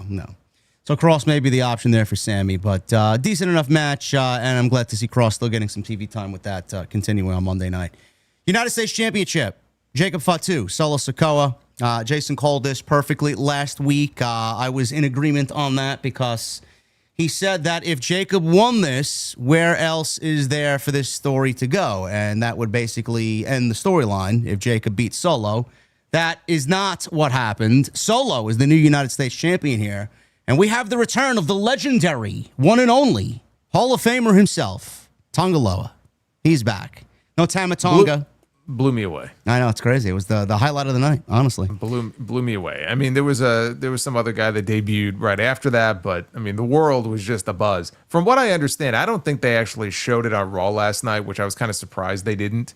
How sometimes they put up those did you know facts or some kind of social media fact. I was surprised, they didn't let everybody know that the Tonga Loa returned 18 million views on social media. Unbelievable. Really? Are you? Listen, man, you said that very convincingly. See, seriously. So gullible, this guy. Listen, I won't be surprised, man. He's got some mythical fucking fan base. I don't know what these people. Well, I mean, I haven't checked. I mean, maybe he did. Boy, you fell for that one, hook, line, and sinker. He's like, really? 18 million views, man. I wouldn't be surprised nowadays. 18 million social views. This guy is on fire. Tonga Loa, the great Tonga Loa, yes. Yeah, he delivered an elevated neck breaker off the top rope with Jacob Fatu taking that. And then we saw the other new Bloodline member, not Tama Tonga, but we got finally a debuting Hikuleo, who they didn't mention by name. And then we found out on the post show, or one of them, I think it was like the talk show that they do after the little scrum that they do, that his name is Tala Tonga. That's exactly what they trademarked, and that's exactly what they're going with. Well, I thought the name they trademarked had 2 L's. I think now it has 1. So is it Talatonga? Talatonga? Okay. I think it might be Talatonga. We'll find out on Friday, but I think it's Talatonga. But yeah, I mean, look, as soon as they didn't mention his name, I said, okay, he's getting a new name. So it was better than JC Mateo. Yeah, I mean, not much better, but yeah, it's. I mean, I've heard worse. I've heard worse. But yeah, he shows up. Actually, the thing I laughed at was he goes to chokeslam Jacob through the announce table, which didn't break, but they're standing next to each other. And you've got Wade Barrett and Michael Cole on commentary, 7 feet tall, the 7-footer. And I'm like, dude, he's like an inch taller than Jacob Fatu. Like they're literally, he's a tall guy. Don't get me wrong. That's why he's a Talatonga, but he ain't 7 feet tall. But yeah, I mean, if you were going to debut this guy finally, this is the right place for it to be. And all of a sudden, I said, it's like the Bloodline has respawned because they were down to 2 guys. They were down to Solo and JC. And now they have Solo, they have JC, they have Tonga Loa, and they have Talatonga. And eventually, when he's healed up, we will get Tama Tonga back. He got hurt, so he's out for a while. And now the Bloodline, all of a sudden, is back to being this force of nature on SmackDown. It's the 2 factions that will never die, I am convinced, are the Judgment Day and the Bloodline. Because every time you think things are winding down, they just wind it right back up again. Well, in your opinion here, seeing that, I mean, we don't even have Tama Tonga back yet, so they're not even at full strength. They're 4 out of 5 still. I don't know when he's getting back. Is this now a situation on Friday night where, in your opinion as a viewer, is it just, all right, man, just let this shit die already and give me something new? I mean, they're going back to the Bloodline and whomever they're feuding with. I'm assuming Jacob Fatu, Jimmy Uso, and we'll talk about who potentially could be joining them to battle Solo's new rejuvenated Bloodline. Is it too much on Friday night? Is it more of the same old to you? Yeah, of course. Of course. I mean, they're trying to milk this thing for all it's worth. I mean, there's so many family members, they can keep this going for another 5 years if they want to. But does it have the same... I'm personally done with it. I mean, yeah, I mean, look, it's great, because look, I mean, the peak of the Bloodline was a long time ago. So whatever they're going to do with it now, it might be fine. But in terms of the Bloodline, like, we've already passed the peak. The peak was back when Solo was the silent enforcer and you had the honorary Uce and Roman was still there. Like, nothing they do with the Bloodline now will ever match what they had at the peak when they were, doing the Bloodline stuff the first time. Doesn't mean it can't be good.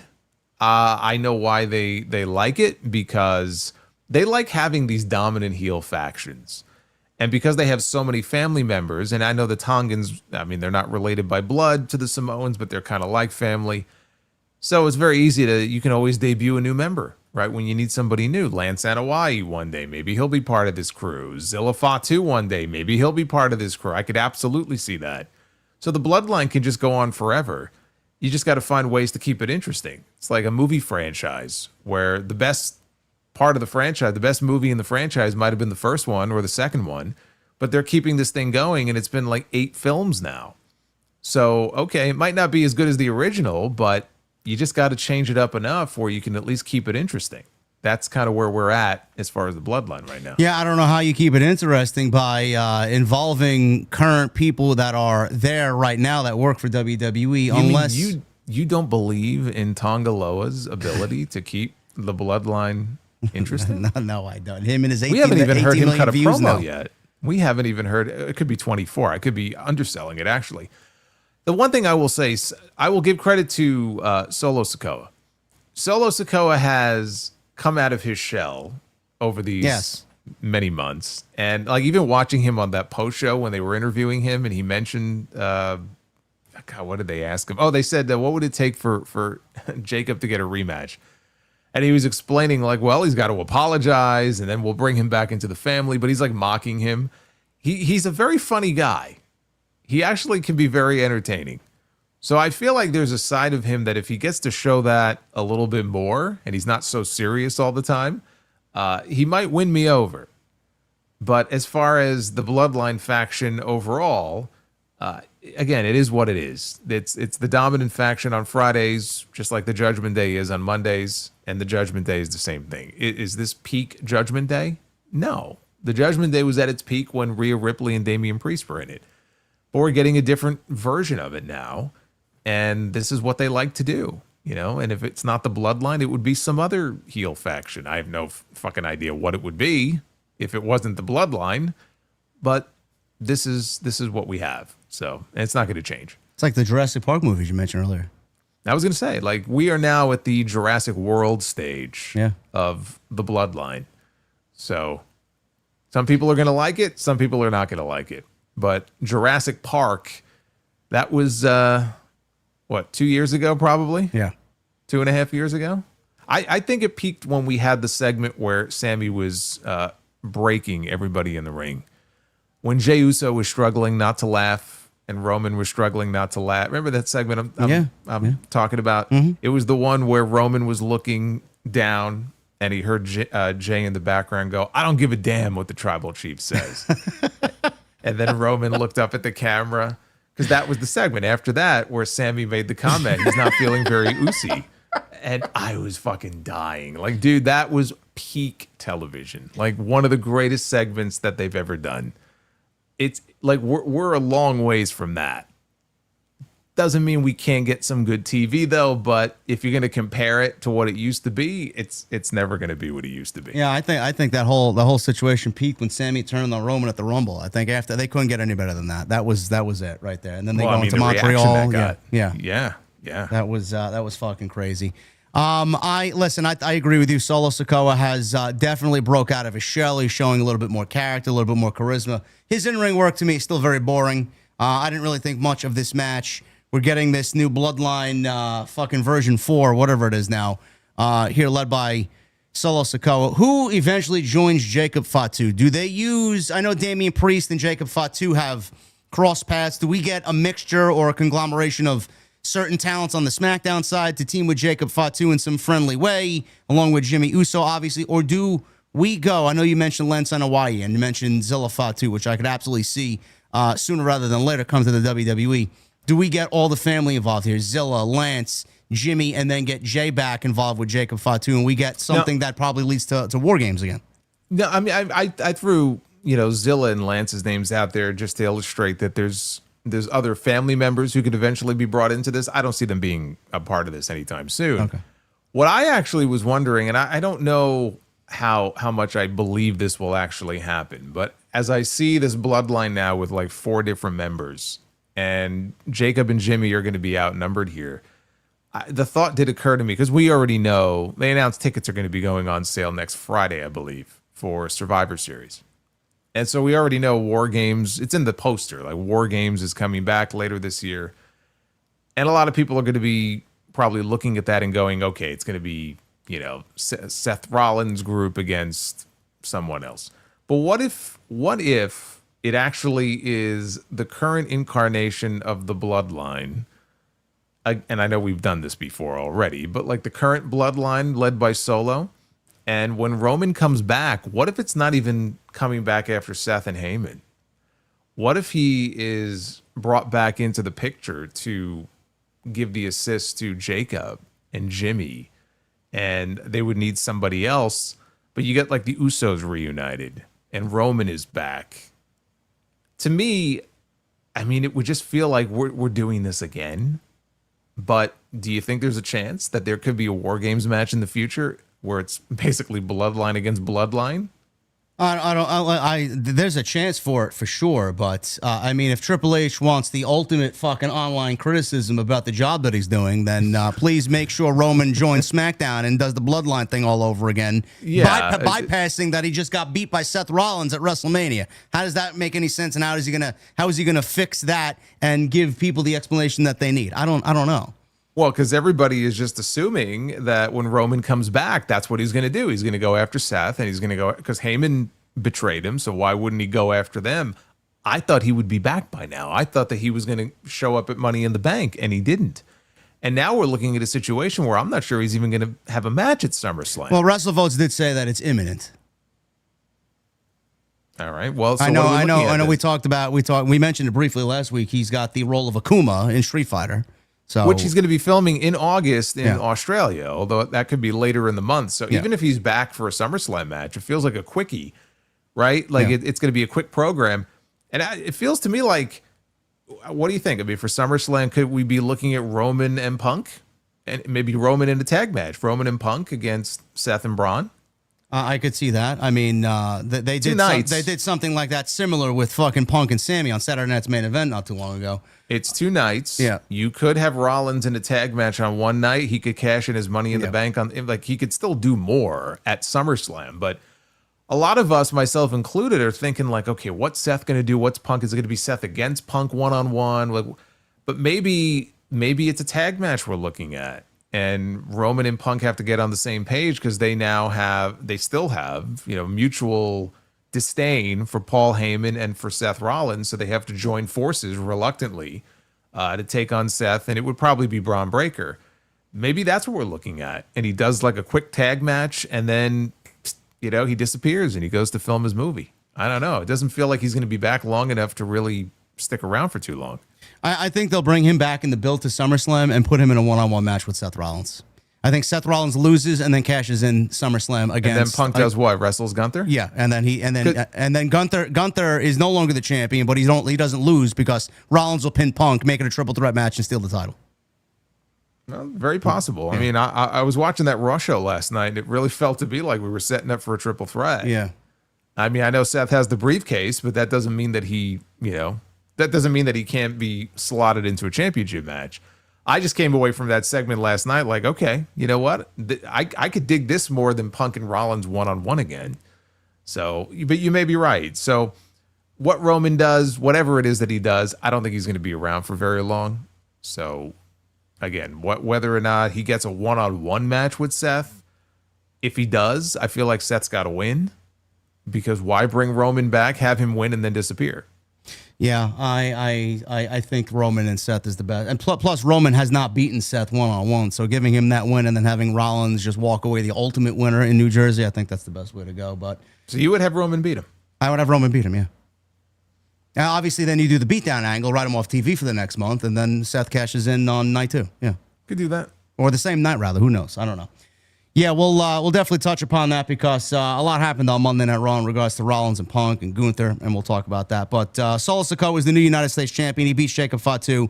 I'm assuming this will be a rematch at SummerSlam, and Jacob Fatu will probably get the championship back. I know Jacob Fatu and Damian Priest were headed potentially towards a match, but it looks like Priest and Aleister Black, are headed towards a one-on-one match because of Black's problems with Ron Killings.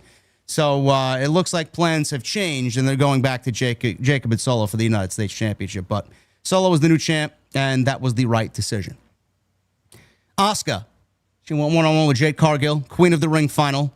This was by far the worst match of the entire night on Saturday. Predictable outcome, but Jade Cargill did not have her best showing here against Asuka, and is now officially the Queen of the Ring for 2025. She gets the match with Tiffany Stratton at SummerSlam for the WWE Women's Championship. Or whoever the champion is. I know Tiffany has a match now confirmed for Evolution. You'll find that out on Friday. I don't see her losing, but I do think that Tiffany will take the title into SummerSlam. What were your thoughts here, Jason? I know a lot of people were very hard on Jade and the performance and the botch pin, and a lot of people wanted Asuka to win, and I know you did as well, went over. Asuka doesn't need to be the Queen of the Ring to get your desired match with EO on Monday Night Raw. This is the story with Jade, Naomi, and a returning Bianca at SummerSlam. That is the right story. But to start it off and get us into SummerSlam, this really felt flat, and the Saudi crowd did not care. Yeah, I mean, they didn't care. They didn't care about Jade. Yeah. They were very much into, it was a very pro Asuka crowd. So it wasn't even a case where like Jade got booed to the point where it was like mega heat. It was just, they didn't care. It was silence. And Asuka carried most of them. I mean, she probably took 90 to 95% of the match. So it wasn't like it was a terrible match because of anything Asuka did. Asuka did what she could. Jade just, she's weird. She's had some matches where she doesn't look too bad. And then she has a match like this where she looks lost at times. Like she's trying to remember what she has to do next. Yeah. And then the finish happened. And of course that was, not what they were going for, where she hit Jaded, leaned back too far, fell over to the point where it looked like she may have pulled Asuka's shoulder up off the mat, which was kind of amusing to me because if you remember, that's kind of what happened in the final of the King of the Ring last year, where we had a bit of a botched finish and is the shoulder up and Orton's shoulder looked like it was up. And then they tried to play it off like an angle, but of course it went nowhere. So that was clearly an example of them trying to make the best of a bad situation. And Triple H was like, we're definitely going to run this match back. And then they never did. So the finish was just sort of the cherry on top of what was not a very good match. But the outcome just felt like it was never in doubt here. I mean, Jade felt like the clear favorite going into this. Her wrestling Tiffany Stratton at SummerSlam, I'm a little worried about that. Blind leading the blind is not the right way to say it, because Tiffany is very good, but Tiffany is also not uber experienced. If she goes into a match with someone like Jade and has to sort of lead the way, that is going to be very interesting. Yeah, it's gonna be a test for Tiffany. Yes, for sure. It's very different than Tiffany going in there against Becky or Tiffany going in there against Charlotte. Yeah, this is her going in there against someone who definitely does not have the experience, that Tiffany is probably used to being in the ring with someone as far as their experience level. And if she has to kind of call the shots and lead the way, what is that match going to look like? I kind of worry about that a little bit. Yeah, I mean, we're not there yet, but I've said it on Saturday. I'm going to say it here again tonight. As long as the result leads to Naomi becoming the new women's champion on Friday night, that's all I care about. I think A, she deserves it. B, I need, like I said before, in regards to Cody turning heel. I know we can't turn everybody heel, but I've been lobbying for a Bianca heel turn more so than a Cody heel turn. I don't think we get what Jason and his fan proposed at SummerSlam, but I do think that it is a realistic probability that we get Bianca turning heel here and Naomi getting the championship and Jade needing to fight from behind to get back at both of them. As long as it results in that, I'm fine. I don't know what the match with Tiffany and Jade is gonna be, but Naomi cashing in, I think, is a realistic possibility. And I know a lot of people don't want 2 cash-ins on SummerSlam weekend. I do think that we are, and I'm predicting we get 2 cash-ins SummerSlam weekend. Yeah, I wouldn't do that. I just think to blow through both cash-ins on the same show or the same weekend, to me, is kind of unnecessary. I would spread them out a little bit, but I mean, that's just me. Yeah. We'll see. But Jade is the queen of the ring, and we will get this build happening going into SummerSlam. What Jade is doing at Evolution, I don't know if she's going to have a match or not. We'll talk about Evolution in a little bit, but Asuka will more than likely be in the announced Battle Royal that they have announced last night on Monday Night Raw, taking place on July 13th. And then the main event, CM Punk, John Cena, last time ever, WWE Championship on the line. I know I love the build, and I said so on Friday. I think the 3 weeks of build, even though some of it was corny and cheesy, was going to be probably better than the match we got. And I was very correct in that assessment. But before I get into what I got to say, I don't want to lose train of thought here, but we got another bomb by Havili. Oh, my goodness. This guy's dropping another 100 all the way from Brisbane, Australia. Thought on the Jersey Shore when it first came out. Let's say that you both got a girlfriend and she gave you a hall pass. Who is your celebrity hall pass?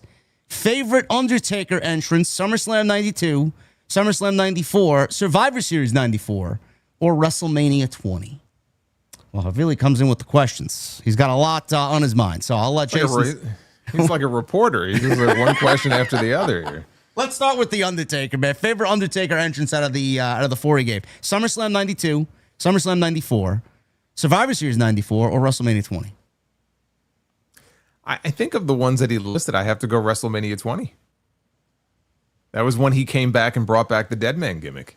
Yeah, and Paul Bearer came back with him. Yes, that works. What was SummerSlam 94 was the Leslie Nielsen one, correct? Yes. And then, you remember that gigantic urn when he came back? Yes, My God. that was fucking with the light shining out of it. It was so stupid. With the flashlight taped on the inside. It's like a giant spittoon. Like, it didn't last very long, but my God, that thing was gigantic. Survivor Series 94 was what? Was that the Chuck Norris casket match? Yes. Okay. Yes, they had the casket match. Well, actually, I guess they had 2 casket matches that year with him and Yokozuna. This was the casket match. Chuck Norris was the enforcer on the outside, and then that just to send Yoko off because we didn't see him again until WrestleMania, and he was even larger the next time we saw him. You're the historian here. Why did the Undertaker go away after the '94 Rumble? He was hurt. I was of the impression that they were just giving him time off. I don't know that it was a sabbatical, but I wasn't sure if he was hurt or not. Yeah, I don't know if it was an injury because I'm almost positive when WrestleMania took place, he wrestled a match in Japan during that time. So it wasn't like he was completely inactive. I think that he may have just had some time off. I don't know if there was a family reason for it. I don't know, but I don't know that it was injury related unless it was just the usual bumps and bruises, maybe just to give him time off to heal up. But I'm not aware of it being a case where, he had some sort of injury and needed surgery. Because clearly the match at the Rumble was done as a way to write him off. So if he was really hurt, he wouldn't be wrestling on that show. But then again, it's The Undertaker, so maybe he would have wrestled. God, that fucking casket match still pisses me off today watching it. I hated that as a kid. Well, I mean, look at some of the guys that ran out. The Great Kabuki, comes out. What the fuck is he doing out there? Like, Jeff Jarrett coming off the top rope, doing his fucking fist off the top rope. That shit pissed me off. The green, the green smoke coming out of the urn. Yeah, Tenru was out there too. Tenru, that's right. Tenru and Kabuki. I'm like, what is going on here? What is this? With his fucking chops, man. Give me a break. If I had a hall pass, who's my celebrity hall pass? Easy. Sydney Sweeney. Really? Yeah. Huh. Interesting. Obviously, we're talking about non-pro wrestling. If it was a pro wrestling hall pass, Stephanie Vaquer, yeah. Yeah. Yeah, no. I mean, there's a lot of options. I mean, does it have to be current day or no? It can be anybody. Oh, okay, all right. I mean, but there's a lot of options though. There's almost too many options to name. I kind of want to go. Yeah, weren't we talking last week about like Catwomen, different Catwomen in the Batman you mentioned movies? Halle Berry and I mentioned Halle Berry. Yeah. I might go Halle Berry. Oh, there you go. She might be my hall pass. Yeah. No, I don't want the bathwater, MK. No, that's not what I want. You ever see any of the interviews that she's ever done? Like she used to be on the talk shows. Like I remember she was on Conan O'Brien's show once. Yeah. And she's so flirty. Yeah. She was like, I mean, just like, I don't know. Like she just seems like she would be a fun person to hang out with. Yeah, definitely. Very bubbly. Yeah. Very fun. Yeah. Yeah. And the Jersey Shore. I still watch Jersey Shore Family Vacation now when I'm bored. So I'm a big Paulie D guy. I think they're great now. They're better now. They're more digestible now than they were then. But the only Jersey Shore I ever watched was Snooki at WrestleMania. Oh God. That's it. I had no interest in watching the Jersey Shore. I never got the appeal. I know they had the situation. I remember the first time somebody said it, they asked me a question like, "Oh, the situation." I go, "What situation?" Like, "Oh no, it's a person." I go, "What do you mean a person is called the situation?" Yes, Mike the Situation. Yes. Sure. Yeah. Okay. All right. It never appealed to me. I'm sorry. Thank God we don't have to go back to that time and period in WWE, please. Havili, thank you, brother. You're always coming in with the questions, man. We're happy to answer them for you, and we're happy that you're here, man. Thank you so much. This match, Jason, CM Punk and John Cena. I did not have a bad time watching this match. I don't want people to think that I'm a negative Nancy here. Most of the time I am, but I was looking forward to this. I enjoyed it for the most part, and I do think in the string of Cena matches, I won't even say it was the best match that we've had so far this year. I think the Randy Orton one beat this one out just by a little bit, but Punk and Cena, obviously, they work very well together. They gel very well together. The problem that I had with this is two things. One, I really feel like this show is a complete afterthought now, and I do wish that with both of their histories that this would have been on a bigger stage that was more of a grand feel like a SummerSlam. I know we mentioned SummerSlam and that this should have been the main event for SummerSlam. WWE clearly has other options. I felt like it should have been bigger. The other thing is, and this is more on the creative end, and I don't think anybody realized that Punk was going to win this match. I think everybody kind of felt like Cena was going to walk out with the championship anyway, but how? WWE's reliance on going back and copying their own homework from WrestleMania 40 really doesn't sit well with me, because I feel like, especially in this Cena run and in a lot of major main event matches, it almost feels like every main event match, when they need an easy out, they just kind of turn it into a de facto Bloodline rules match. Like, we had a lot of interference, and a lot of the people here made sense, but it's like, we just saw this at WrestleMania 40. We seen this with Cody and Solo at SummerSlam. We like every time that we see a lot of, like, you know, major main events where they can't decide on a clear-cut winner, and there's not going to be a clear winner here, clean. And let's throw fucking 8 interferences out there, like Penta's out there, Braun Breaker's out there, Bronson Reed's out there, Sami Zayn's out there. I get that it all made sense, but man, it does feel tiresome at points, to a point where, like, at the end of the match, I didn't really enjoy myself as much as I wanted to, and it's just, WWE's just fucking lazy, bro. I don't know how else to put it. It's fucking lazy.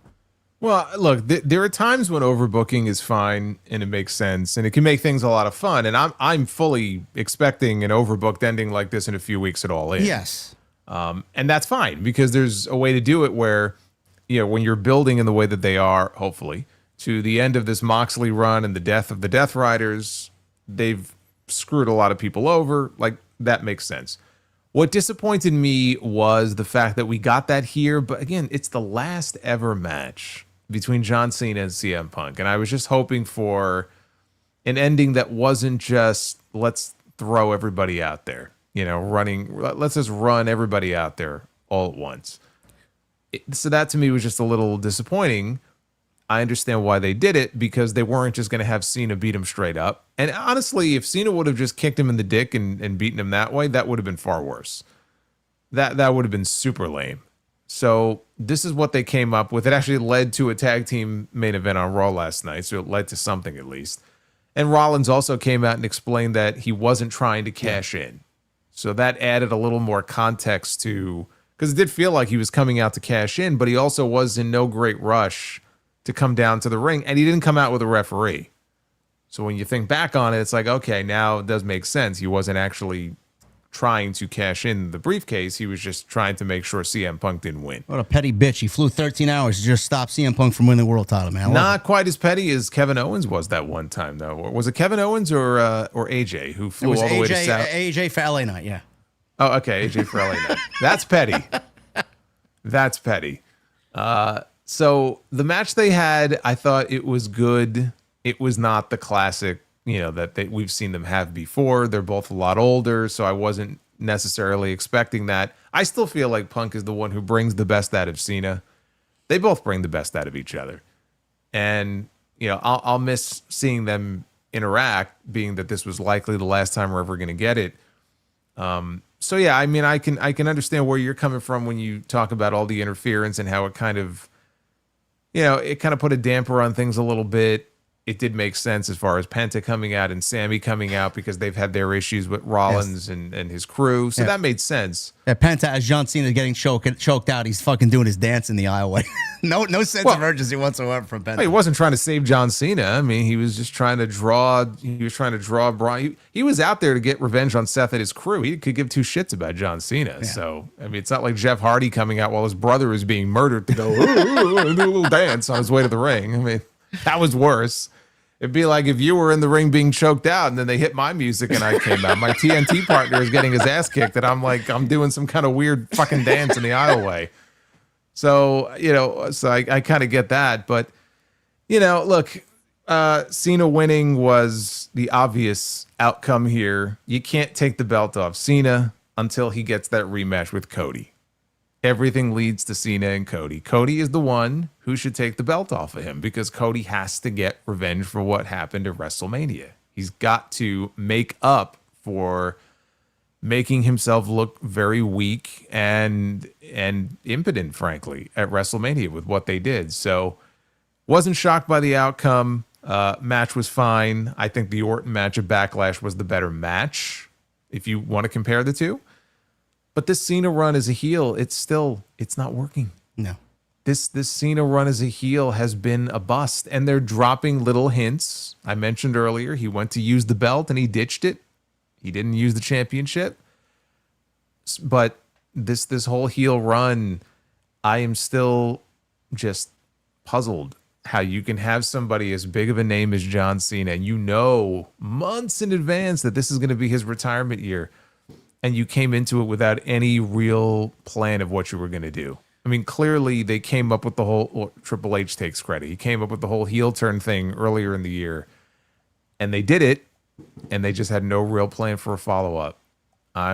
It blows me away that this is what they have chosen to do for John Cena's final year. It just doesn't feel like they put a whole lot of thought into it. You know, John Cena was recently quoted saying that there's been a lot of pivots in his storylines with the WWE creative team adapting to audience reactions and whatnot. How the fuck do you pivot? Like Jason said, how do you pivot John Cena's heel turn along the way, month by month, week by week, and not go into it at least with months and months and months of advanced planning, being that this is one of the biggest names in the history of your company, and you've opted to just say, you know what, we'll just book Cena's heel turn on the fly, man. It is what it is. Like, what type of fucking mentality is that, man? That's got to be ridiculous to anybody reading that.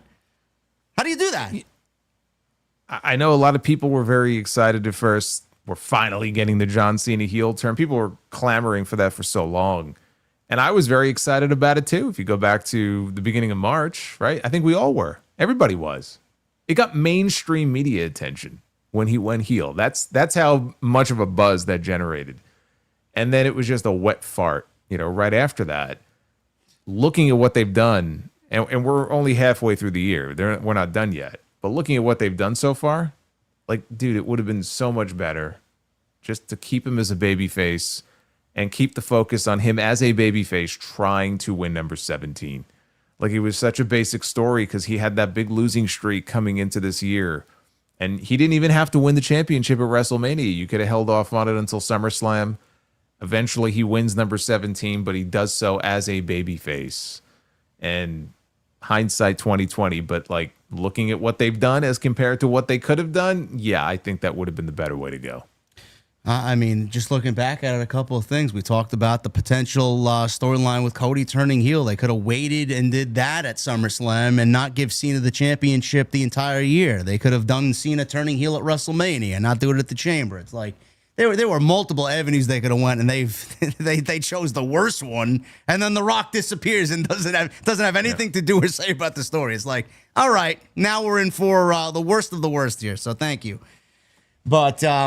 Yeah, this is the last time ever for these guys, and I enjoyed myself to an extent. It's just the overabundance of interference and the overbooking. It's knowing that we're probably going to get this in fucking 11 days now at All In Texas. It's like, who's going to show up there? Darby and Sting, Jay White, Adam Copeland, Samoa Joe. It's like, how many people?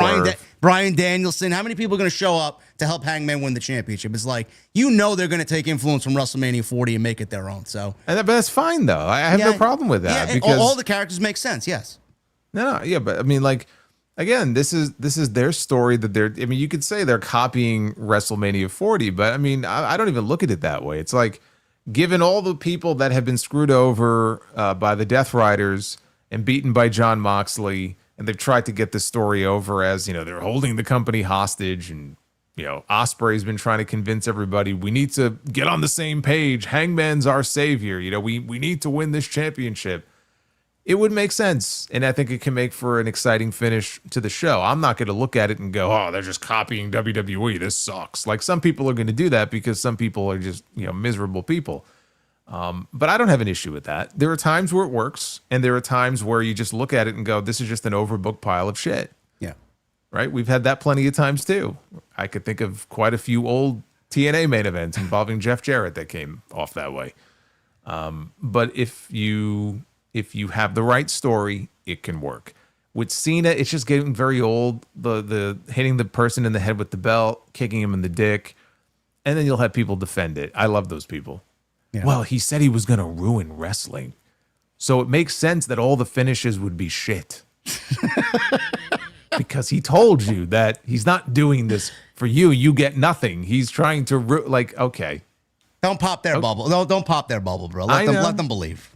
They will defend to the death. I get it. But if that's the goal here, if that's the idea, then you know what? The quicker we get that belt off Cena, the better.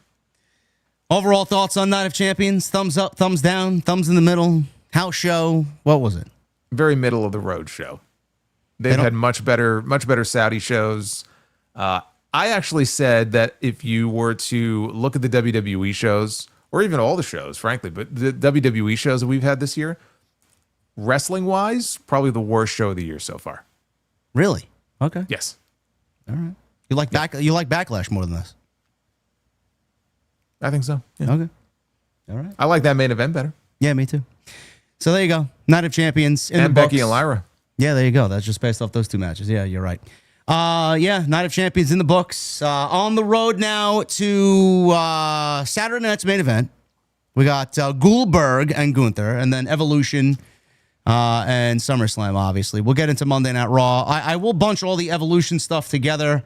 I want to talk about that in a consecutive order here. So we'll start with Monday night and the discussion from Monday Night Raw. Start with this, Jason. Tag Team Championships, New Day, Judgment Day, Finn Balor and JD McDonough. New tag team champions here. New Day are no longer the champions. Judgment Day have them back again. I said last night on my Raw post show that, New Day, no matter how great they are when they show up to work, which they show up to work and they want to work, man, there's nobody better. I think they're fucking great. But this heel run, man, Triple H has done absolutely nothing with them at all. And I feel like the titles would have been better off on anybody except the New Day. So I don't even mind that it's back in the Judgment Day, because I think the Judgment Day are going to tell a bigger story with, what's going on with them, and when Liv gets back and Roxanne now being in the fold, and Dominic's kind of hesitation to follow Finn Balor, being that he feels like he's doing Liv dirty. So what'd you think of this as far as the tag team championships? Because there are clearly more problems that need to be addressed with the tag team division, but they're back on the Judgment Day. This was a surprisingly great match. Very good. And I don't say surprisingly, because these four guys are great. So you knew they can go out there and have a banger match. But just the crowd, which was not into everything on this show, that Pittsburgh crowd, there were times where it felt like a funeral in that building, but they were super, not only into the match, but they were super behind Finn Balor in a way that I have not heard a crowd behind Finn Balor like that in a very long time. So it was a little surprising. That helped make the match even better than it was. It was the best thing on the entire show. It was a really fun match. And when it was over, you say that the New Day, the worst thing was putting the belts on them, or they shouldn't have had the belts. It's not even that the worst idea was putting the belts on the New Day. That always should have been the destination, was to get the tag belts back on them, but they just didn't have a plan for them once they did that. That's the real issue here. And they had nuclear heat for about 3 weeks, or maybe a month. The problem, and where this really started to die, is in the immediate aftermath of the Big E turn last year, where they were not even getting television time on every show. Yeah. There were weeks that would go by, I'm like, wait, New Day wasn't on the show. Or it was like a quick backstage segment. Or they were in the middle of the Netflix commercial-free tier, just cutting a promo. So in the immediate aftermath, where it's the most important, okay, now you really got to follow up and capitalize on this, because these guys are coming out there and the fans aren't even letting them speak, like they're booing them so loudly. And nothing happened. They didn't have a follow-up plan. And they put the belts on them at WrestleMania. And what happened after WrestleMania? Look at the level of competition that they have at least been able to give us on Fridays. Did they give us anything even remotely close to that on Mondays? No. And I talked about this in my Raw review last night. It's like, you look at the competition on SmackDown. I can name 4 or 5 teams off the top of my head that are on that Friday night show, right? The Street Profits and Fraxium and DIY and the Machine Guns and the Wyatts and Pretty Deadly. Los Garza. And Los Garza. Yeah. That's half a dozen teams right there, right? It's not like I can't name teams on, like they have no teams on Monday Night Raw. You've got the New Day, you've got the Judgment Day, you've got the War Raiders, you've got Austin Theory and Grayson Waller, you've got the LWO, you've got the Creed Brothers. The teams are there. The teams are there. They're not doing anything with them. So it feels like a dead division. It's not that they don't have the bodies, it's that they're not using them. And I use Theory and Waller as an example. There was a segment during one of the commercial breaks last night where Grayson Waller was being interviewed up on the concourse.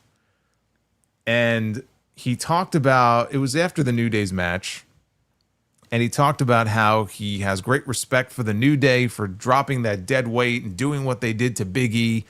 And I'm watching this and I'm like, is this a segment that they accidentally ran now that was like taped 6 months ago? Like they're talking about something that's so far, like it's such ancient history at this point. Like what is he even talking about? And he's another great example of someone who shows up to work every single week. Maybe you can help me here. I have no fucking idea what they are doing with Austin Theory and Grayson Waller. Can you explain this to me? Because we have these segments every now and then. They're still teasing dissension between them, right? But they still haven't split them yet. And they've been hanging out with the New Day. And in this segment, Waller's talking about his fondness and respect for the New Day. But it hit me like, is there a point to this? Like, are they literally just trying to kill time by throwing him out there during these segments? Like, okay, we got 2.5 minutes until we come back from commercial. Let's send Waller out there just to talk about the most inane, pointless, nonsensical bullshit. Like, it leads to nothing. It's not interesting. It's not getting him over. What is the point of this?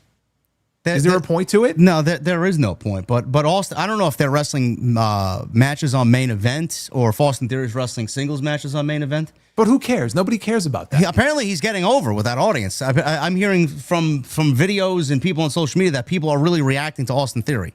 No, they're reacting to Austin Theory because they want Austin Theory to split away from Grayson Waller. So why haven't they done that yet?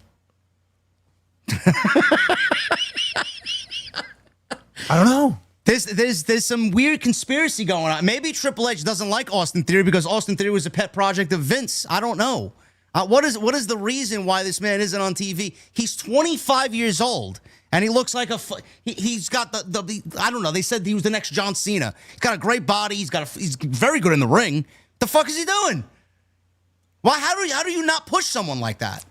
But to go back to my original point, they've had him and Waller together now for about 17 years as a tag team. They are another team in the division that could be utilized, and they're not being utilized.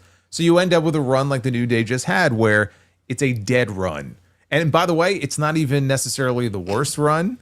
There's a lot of similarities between some of these title reigns on Raw. There's another champion on Raw that had an equally bad, if not worse, title run so far. Her name is Io Sky. I can go on a whole rant about this. But the New Day, they were doomed. From the moment they won the tag team titles through no fault of their own, they were doomed. Because Triple H has not given the same level of attention to the Raw division for some reason as he has on Fridays. It's like two different companies. The way that these divisions have been portrayed, they would be better off having one big division and one set of tag titles and the titles float. I think we've talked about this before. If this is the way they're going to book the Raw division, they'd be much better off, doing that. So now the belts are back on the Judgment Day. And the Judgment Day has all the gold, right? Because they have the men's tag belts, they have the women's tag belts, they have the IC belt. So now that's the story now. The story is the New Day, man, or not the New Day, the Judgment Day, right? They're back in the driver's seat. They got all the gold. And what happened the last time that the Judgment Day had the tag team titles? Who? The Judgment Day? Yeah. They held them for 100 days and didn't defend them? Exactly. We're back to that again. There you go. We're back to that again. Because if you think this is going to be any different, you're out of your mind. There's no teams for them to defend against. The War Raiders No. I just told you there are teams that they could defend against. All right, let me rephrase that. There's no teams that I care to see for them to defend against. Is that better? Exactly. The War Raiders haven't been on TV. Like Jason said, there's three or four other teams there that nobody's even fucking realizes is there. Yes. Someone in the chat says A-Town is buried down on there. Yes, that's exactly what they are. Yes. That's right. Yes. And I didn't even mention Pete Dunne and Tyler Bate. I think one or both of them. Yeah, I think one or both of them may be injured. I think Tyler Bate may have gotten hurt again. I don't know. Pete Dunne's significant other, I think, just gave birth. That's why he's out. Tyler Bate just got back. He just got back from injury.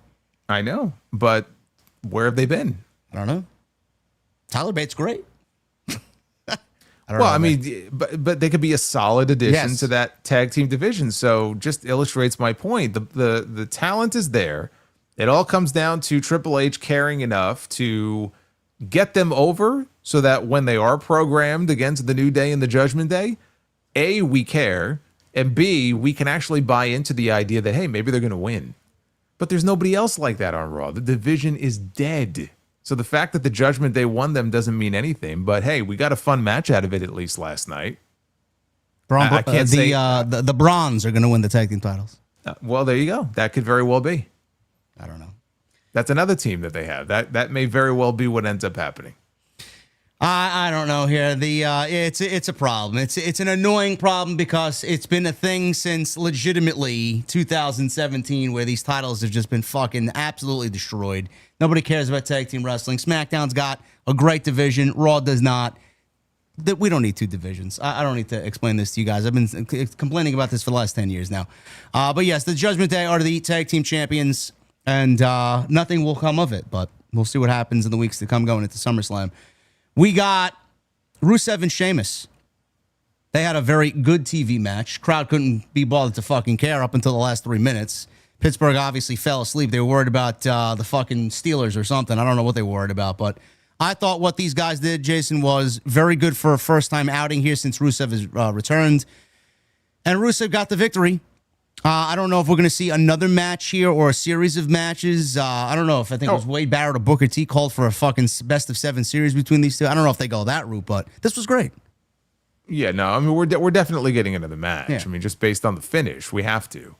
And it turned, yeah, I mean, it dragged at points, but then we got into the second half and it really picked up nicely and the fans got into it. And it was just like, it was a hoss fight, you know, two guys beating the hell out of each other. They're best friends, you know, in real life. So I feel like you tend to lay them in maybe a little harder when you're in there with a good friend. Yeah. So this was fun. And then the finish, you know, he pulled him into the turnbuckle strut, whatever it was, and right in front of the referee. And then he beat him.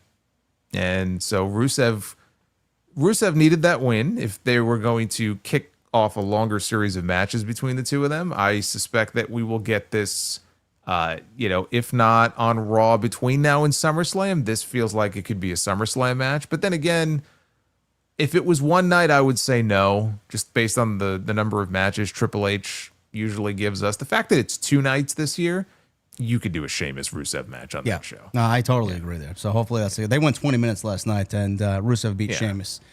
Very good stuff there. Chad Gable was on the show last night, and he was wished well in his surgery. If you guys are not aware, unfortunately, one of the best wrestlers, not only in the WWE, but probably in the industry, Chad Gable, is out with an injury. Fightful is reporting that, or Bodyslam.net, then followed up by Fightful, reported that Chad Gable is being written off television as he was last week with that sacrifice by Penta. PW Insider reported that Gable is slated for surgery in early July. So, well, he's already had it. Yeah, I mean, he posted a photo online, I think today. He was laid up, and it was, I think, post-surgery, so he's had the surgery. I wouldn't be surprised if that segment last night was taped the week before. What I found very amusing is, you know, he gets his arm snapped in that segment by Penta last week. That was their cover excuse. And then he ends up having surgery. And I'm watching this main event last night, and Penta takes Braun Breaker's arm, and he does the arm snap to Braun Breaker. And then 2 seconds later, Braun Breaker does a military press. A military press. No-sold it, presses the guy over his head, and like, okay. Whatever. Yeah, I know. I said the same thing last night. It's just fucking ridiculous to look at, but it's pro wrestling. We're supposed to bypass all that. Otherwise, we're not having fun, so it is what it is. Chad Gable is out, and that theoretically means that Grande Americano was also out with injury, but we may have been fooled all along, Jason, because last night, El Grande Americano showed up last night, and he looked a little bit taller, so Chad Gable might have been right all along, man. It looks like Ludwig Kaiser is now Grande Americano. What did you think of this segment? Yeah, well, I mean, he hit his growth spurt. He looks a little bit different, you know. The concept of the German luchador is kind of amusing to me. I'm torn on this. On the one hand, I find it amusing and I think it could be entertaining. On the other hand, the fact that this is all they had for Ludwig Kaiser. Because it's been months. He's done nothing on TV. So they ended up in a situation where somebody got hurt, and they said, okay, we have an idea for him. We'll turn him into a Mexican luchador and play it up for comedy. Now, at least he'll get television time as long as we start to see him on TV. At least he'll be on the show. But I'm kind of sad, like, okay, this is what they have reduced him to when he could have been a solid, addition to the mid card, like as a serious contender. And because they had nothing for him, somebody got hurt, so they decided we'll put the mask on this guy because we have nothing better for him to do. I just find that kind of sad. All that chasing the IC title, those battles with Sheamus that he had, and that we were given almost weekly, all for nothing. It's like you look back at Imperium, man. What a fucking great tag team him and Fabian Eichner or Vinci were. And then they get to the main roster. They're with Gunther. It's a nice trio. And then all of a sudden, he breaks away from Gunther on his own, and they didn't use, what was it, like 2 months now he hasn't been used, and now he's in a fucking mask, and nobody even knows who he is anymore. Like, it almost feels like, I know this is all Triple H, but it almost feels like a fucking Vince McMahon phone-in. Like, hey, you know what we got to do with this guy? Let's put him under a mask. Put him as a German luchador. It's fucking awful, man. I don't know. I mean, it was like having, when they had Owen Hart, under contract, and it's like, what do we do with him? Oh, I know. We'll put him back under the mask as the Blue Blazer. We'll have him do that gimmick again. So stupid. It's like, okay, I guess that's the best you can come up with. I don't know where this is going. I'm slightly intrigued just because of the fucking sheer just lunacy this is. We'll see what happens with Kaiser. He's under the mask now.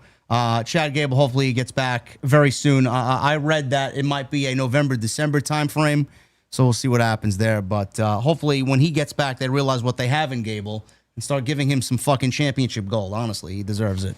It sucks because my guess is that they were probably building to a mask versus mask match with him and Penta at SummerSlam. Yeah. That was my guess, and I mean that's out the window now. I don't know what that means for Penta, but Gable was finally. I know he was still losing matches left and right, but I mean he just headlined Worlds Collide, had that great match with Vikingo, which may have been where he got hurt. I know Americano had a match at the Speed taping a few weeks later, but that doesn't mean the injury didn't happen earlier than that. But he headlined that show, and he was getting consistent time. He was in the Money in the Bank match, and probably would have had a big SummerSlam match, and then he gets hurt. So it sucks. Yeah, hopefully he gets back soon. Gable's out, and Kaiser under the mask, folks. El Grande Americano will live on. Gunther, he's out there to cut another promo on Oldberg. 58-year-old man riding out his career at Gunther's expense, he says last night. That was not going to happen because Goldberg was not capable of taking the title from him, and Gunther knew he would beat Goldberg in 3 minutes, but that was not his goal.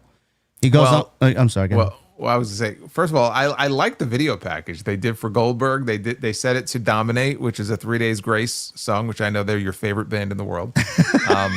Yes, but I enjoyed all that the bands, video. You couldn't find the fucking band better than 3 Days Grace for Goldberg. I enjoyed that video package, and even better, it set up the best line of the night in the Gunther promo, where he brought up the great video package where he looked dominant and destructive, and it showed all the matches. He goes that Goldberg won during his streak, and it's very appropriate. God, what was the line? Goldberg, violent, brutal, destructive, but just like all his matches, all of his highlights were summed up in 3 minutes. In 3 minutes, yes. In 3 minutes. I said, that's perfect. Tell you, man, stop sleeping on Gunther's promos, man. The guy's fucking great, man, really. Gunther would take his time, blow him up, and embarrass him in front of everyone who loved him. Goldberg said he didn't like bullies, but too bad. You bumped into the biggest bully around here. And Gunther planned on bullying him and treating him like trash, and there was nothing he could do about it. That match is happening at Saturday Night's Main Event, and Gunther said he would prove he never had it, Goldberg. Never had it. Once it's over, it would be Gunther's turn to ask who's next. The match is going to last 3 minutes, and I'm going to relish in Gunther powerbombing him into oblivion. So that's coming up in 11 days. Seth Rollins and Paul Heyman showed up. And obviously, he explained, like we talked about earlier in the show, during the Cena and Punk match at Night of Champions, that Rollins explained that he was not there to win the World's Heavyweight Championship from John Cena, the WWE Championship from John Cena, but he said, and everybody should remember that no matter what, over his dead body, CM Punk is not going to be a world champion while he's alive. So that's what he tried to explain to Gunther last night, because Gunther did say he flew all the way over there and accomplished nothing. He traveled so far and accomplished nothing. So that's where Rollins gave the explanation, and then Punk's music hit. And he sprinted out to the ring to attack Rollins. Rollins runs away, and he was I guess, kind of approached by LA Knight, and they brawled into the mezzanine and the VIP section, and then that led to one thing, and we'll get to that in a little bit. But I want to stop with the Rollins and Punk situation, Jason. Do you feel that we are now going on 2 years with Rollins and Punk? Do you feel like they need to move on, or are you interested in seeing how this plays out with Rollins potentially cashing in his contract and stopping CM Punk once again from winning a world title? Well, let me just answer this question first. From Not Zay in the chat. How is Goldberg supposed to beat Gunther in 3 minutes? Have you forgotten that Goldberg beat Brock Lesnar in 90 seconds? I think a lot of people forgot about that. Yeah. Well, so don't say how is he supposed to beat Gunther in 3 minutes, because if they want him to, it's been done before. Can you imagine the reaction if Goldberg wins the world championship? Oh yeah. Yes, I can. I can imagine my reaction. Part of me thinks you want to see it to see everybody fucking go crazy, honestly. I'm just sorry I won't be live that night if it actually does happen, because that would have been, I'll be covering the other show, but that would be quite the reaction if Goldberg was to win the championship. Yes. As I will be doing the same thing, man. I'm not watching commercial fucking main event over there. Yeah. So as far as Rollins and Punk, this needs to end at SummerSlam. I think this needs to end at SummerSlam. He basically has been feuding with Rollins, has been feuding with Punk and beefing with him from the moment Punk came back to the company. This has been going on for almost 2 full years now. And we've seen them in the ring. We saw them in the ring in the very first Raw of the year. We saw them in the ring in a cage at Madison Square Garden. We saw them in the ring together in the main event of WrestleMania with Roman thrown in there. I think for me personally, like, I've seen enough of it to where I'm ready for both men to move on to something else. So they're going to have another match, whether it's one-on-one or there's somebody else involved, and we'll get past that, but that has to be it. Because to me, the analogy I use, like, how much juice is left to squeeze out of the orange at this point? I feel like it's just about bone dry. And I think I like the idea that Rollins has said, look, I made a promise that as long as there's breath in my lungs, CM Punk will not be a champion in WWE, and I hate this man with the fire of 1,000 suns. I'm going to show up when you least expect it to make sure that he doesn't win a championship. I appreciate that commitment to this hatred that he has for CM Punk, but I can't say that I have the level of excitement I had at the beginning of the year, when we saw them go one-on-one for the first time. I definitely don't have that same level of excitement now. You say it needs to end at SummerSlam. You do not want to see another one-on-one match where Punk gets his victory over Rollins? No, I don't really care. I don't really care if they do it. I mean, that's fine. But do I feel like, no, this can't end until Punk gets that way? Punk already got his win. Got his win he got his win on the Netflix debut. He did, but then he lost at WrestleMania. So what? He had Paul Heyman taken away from him. So.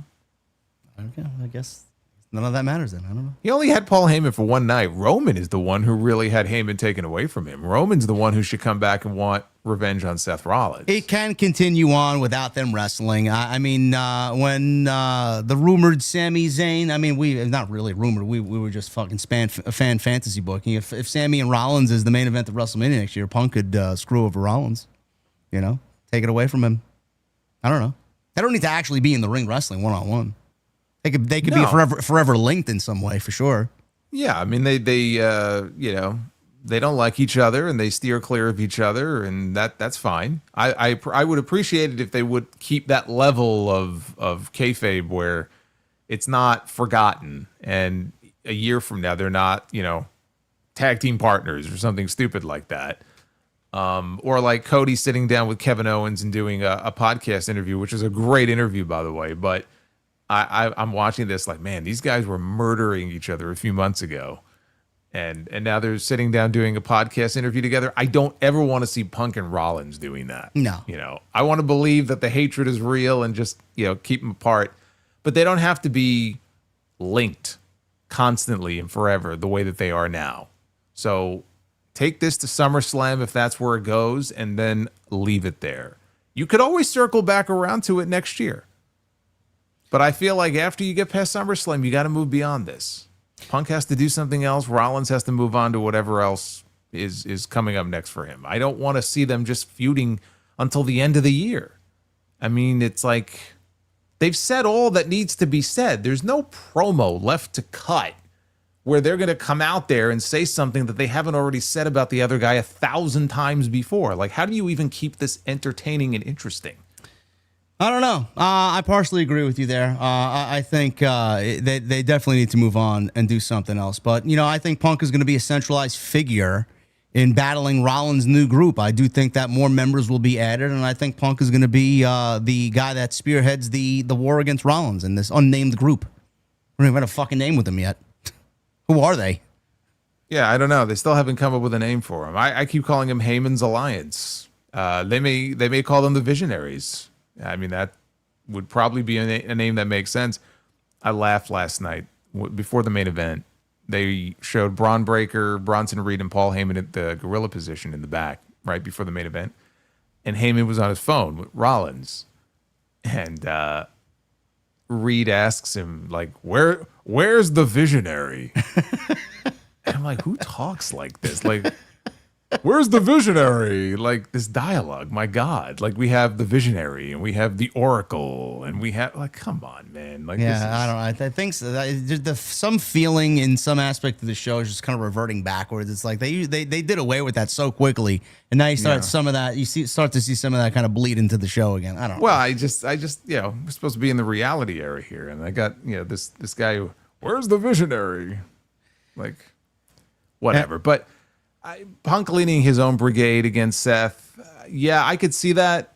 I could see it. I can't. It's hard for me to get excited for it, though. Yeah, I'm not. I remain with what I said about Rollins' group. Nothing really is kind of vibing with me yet. I don't know if that'll change when he wins the World Championship, if that mission becomes a lot more brutal and Monday Night Raw feels like it's overtaken. I don't feel like Monday Night Raw is even a threat, that they're a threat to Monday Night Raw yet. Just like the Death Riders, I haven't felt like they've been a threat to Dynamite in fucking 9 months. It's like, what's going on? Well, actually, I forgot. There's whoever it was last week who floated that name. That's actually a great name for the group. We call them the Seth Riders. That could be their name. The Death Riders, and then we have the Seth Riders on I'm Mondays. struggling to find the difference between them, man, so it might as well work, Anyway, Punk is out there. He brawls with Rollins. Rollins is met with LA Knight in the aisleway or in the crowd, and they brawl into the mezzanine area. But Punk stays with Gunther, and he walks by Gunther. Gunther grabs his arm. They exchange some words. Nobody knows what they said. It was off microphone. And then Punk just shoves Gunther down, and he just falls on his ass, and he walks out, and Gunther's got this expression like, the fuck did I do to you, man? And he just shoved him down. And that's where we got the discussion of, are they planting seeds already and looking past Goldberg at Saturday night's main event? Are we looking at Punk and Gunther for the World Heavyweight Championship? And then if that is the case, Jason, how do we get there? Because I know a lot of people are going to be asking, well, why does Punk get a championship match? He didn't really do much of anything. And I mentioned last night, he was realistically fucked over at Night of Champions because of Rollins. So maybe it's just something as simple of an explanation from Adam Pearce saying, all right, you got robbed. We're going to give you another championship opportunity against Gunther because he did ask who's next. I'm going to deem you next because you got robbed at Night of Champions, and that's going to be one of the major marquee matches at SummerSlam. Or even better, you can actually have Punk wrestle on Raw. Like, it's okay. Sure. It's okay. Like, he had a Money in the Bank qualifying match on Raw. Like, it's okay to get him in the ring every now and then for a match on TV. And so you could do a number one contenders match. They love doing their 3-ways and 4-ways. Maybe that's how he gets the shot. I like the idea of Punk and Gunther. It's a match we haven't seen before. I think the match itself could actually be, really good. And then you have Seth, of course, with the briefcase, and how's that going to factor into things? He may cash in on that show. That makes sense, because when I try to think of another opponent for Gunther, unless they do him and Punk or him, Punk, and Seth in a 3-way, again, I struggle to come up with a challenger that would really make sense for him right now, because I don't see it being Sami Zayn, and I really don't want to see it be Jey Uso, just because we've seen it so many times already. I mean, do you have any interest in a Jey Uso Gunther rematch at SummerSlam? Bro, I'd rather watch John Moxley matches on repeat for fucking 12 hours straight, bro. No. Dude, I would rather watch you challenge Gunther for the World Heavyweight Championship, okay? Like, you can't pay me enough money to take those fucking shops, man. Come on.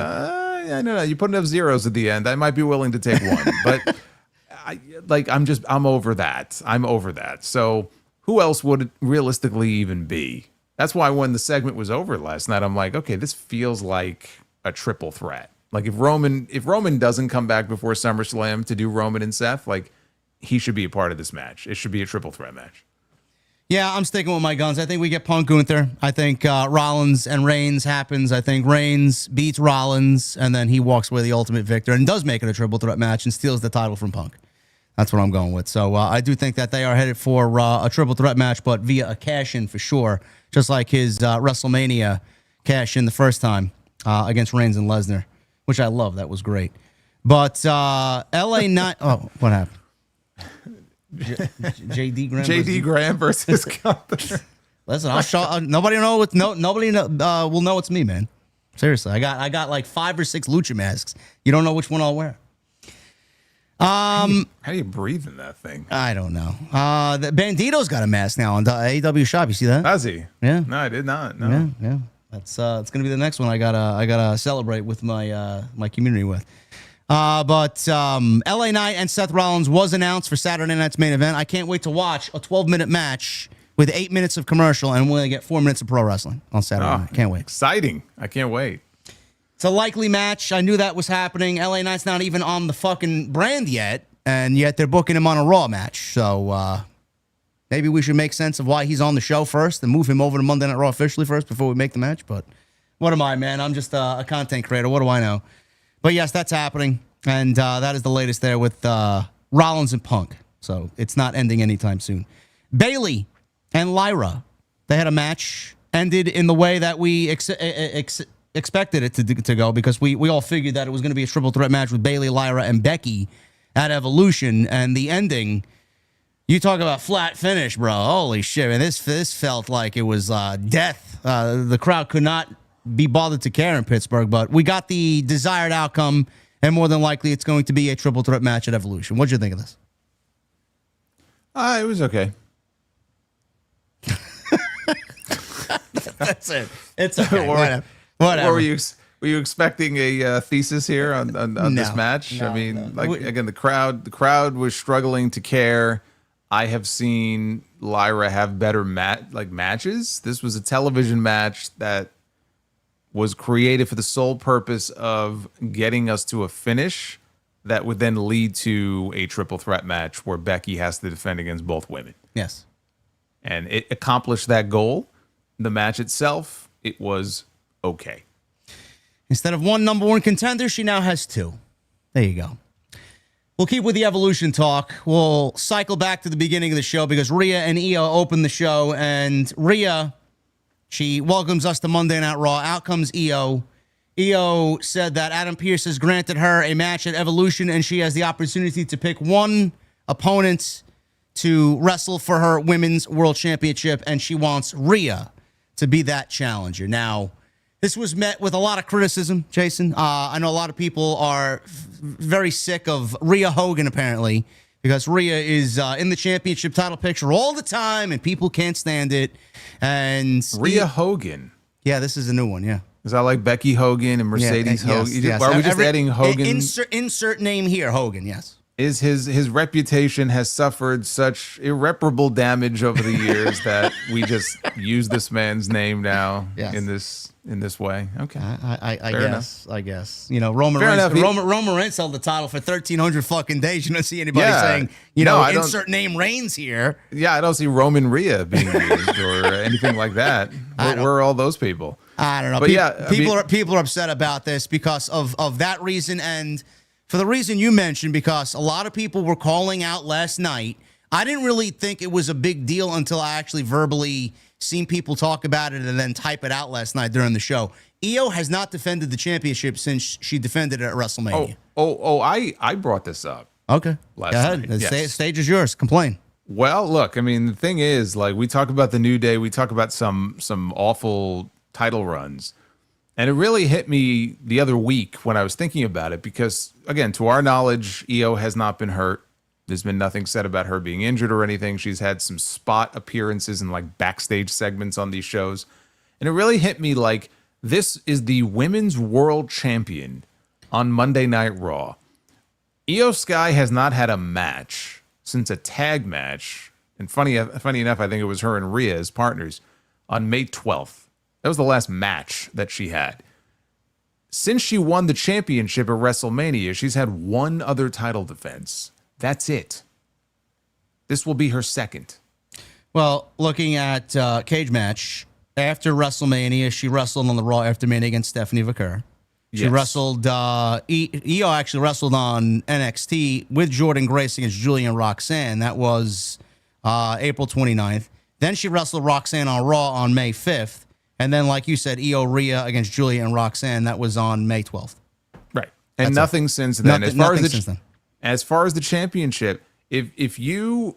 So the last time the women's world title was defended on a PLE was WrestleMania. And that was one of the best matches all year. And it was the match of the weekend at WrestleMania, in my opinion. I mean, that was 5-star affair all the way. Yeah.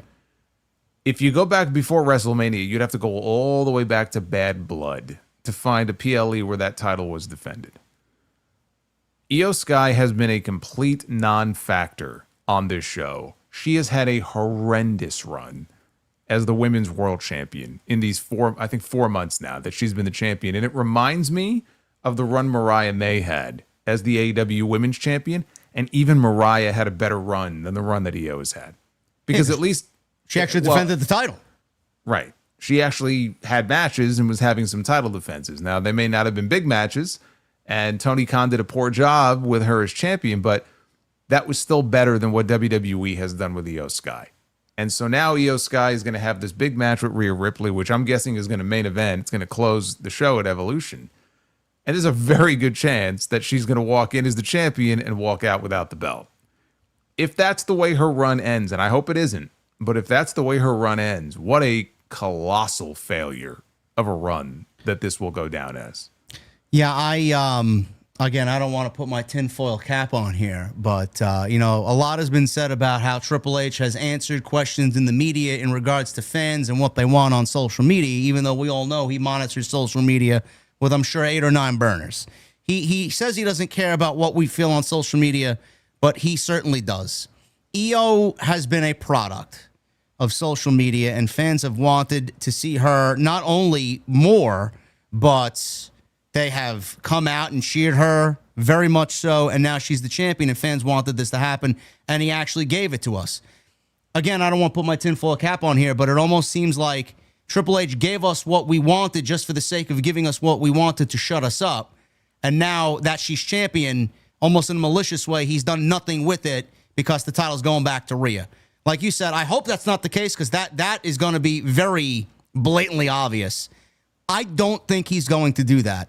I do think that Io is going to retain the championship at Evolution, and I do think we'll get Io and Asuka at SummerSlam. I genuinely believe this. I could be wrong, obviously, but I think there's no other way to go about it because if Rhea wins, who does she wrestle at SummerSlam? Well, but okay, so if you're saying that Rhea is going to lose, then what does Rhea do at SummerSlam? I mentioned Roxanne Perez. No. She's going to continue her feud with the Judgment. She's going to continue her feud with the Judgment Day.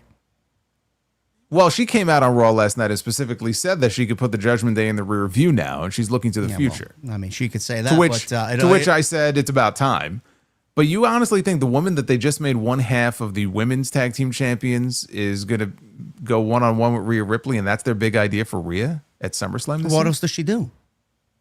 She's either going in there. It's too early. It's too early to do Stephanie. Way too early. She's either going in there as the defending women's world champion, or maybe we get a triple threat with Rhea, Io, and Asuka, which I'm not saying that wouldn't be a really good match. It would feel like a retread of what we had at WrestleMania because so I'm not enamored with that idea. I'd rather see Io and Asuka one-on-one. It's just hard for me to envision her being part of anything but the women's world title picture at SummerSlam this year. She is the biggest star in the entire division.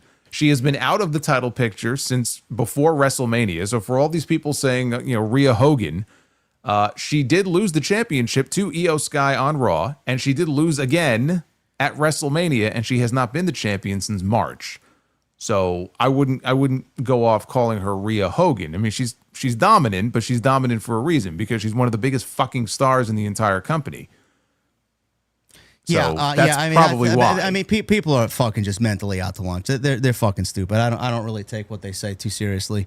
Look, I mean, I get what they're saying when they say it, and look, for some people, that label, I mean, it's a funny label that people use. Like it might make sense for certain people.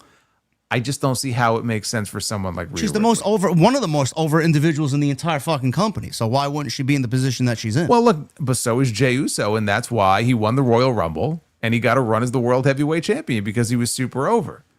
Rhea has been popular for a very long time now, and is genuinely one of the biggest stars, not even in the division, but just in the entire sport. And again, she's been out of the title picture now for a number of months. So it was always inevitable that she was going to migrate back to the title picture. So that happening in time for SummerSlam makes sense to me. Whether she goes in as the defending champion or she gets another, however the finish goes at Evolution, it goes in a way that, necessitates a rematch, let's say. And so she goes into SummerSlam as the challenger. But either way, I personally just don't see her doing anything other than being in a championship match at SummerSlam. Let me ask you this. Let's see if these two variables sway your mind. We got Clash in Paris. We got the Battle Royal coming up. We don't know who's going to be in it. Stephanie Vaquer already cut a promo last night on the commercial-free version of Netflix, and she said she's going to be a world champion. I'm assuming that Stephanie's going to win the Battle Royal, and the winner of the Battle Royal gets a title match at Clash in Paris for whichever brand's women's championship. In this case, it'll be the women's world championship. I said last night that I think Io will retain. I don't know what they do with Rhea at SummerSlam. I really don't. They may do exactly what you said and just do a triple threat match. I think that we're headed towards an Io versus Stephanie match at Clash in Paris, because I do think that after the fan reaction to the first time they wrestled on the Raw after Mania, that I think they'll go and do that again. I genuinely think if Roxanne and Liv is not the direction long-term, they're going to give the title to Stephanie. I think that's the way to go. I think that's what they want to do, and I think she's just too big of a star already and going to be probably the biggest woman in the sport by the time this is all over with. She's going to be the champion. I think WWE is going to strap her very quickly. The thing is, then you have no choice but to do Rhea and Stephanie because you can't hold off on that. And then we got the Perth show in Australia. So do these two shows factor into swaying your decision? Do you think Rhea is going to walk in the champion at Perth or win the championship in Perth? Because that Perth show is really sticking out to me. I mean, either way works as long as she's in that match in Perth, which I think is very likely. I almost don't think it even matters. Obviously, look, it would be a big deal if she were to win the title there. But I don't like the idea of, like what you just said, putting the belt, let's say, on Stephanie in Paris, and then she turns around and loses it the month after in Perth.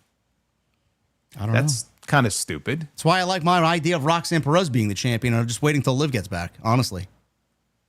She is the champion. She's one half of the women's tag team champion. I know. I'm talking about the women's world championship. She's not winning the women's world title. Not now. I mean, you're talking about something that maybe 6 months from now might happen. Even in 6 months, I'm not sure it's going to happen, but it's not happening now. It's not happening in the next 2 months. That's ridiculous. She's got a story going, but she's one half of the tag team champions.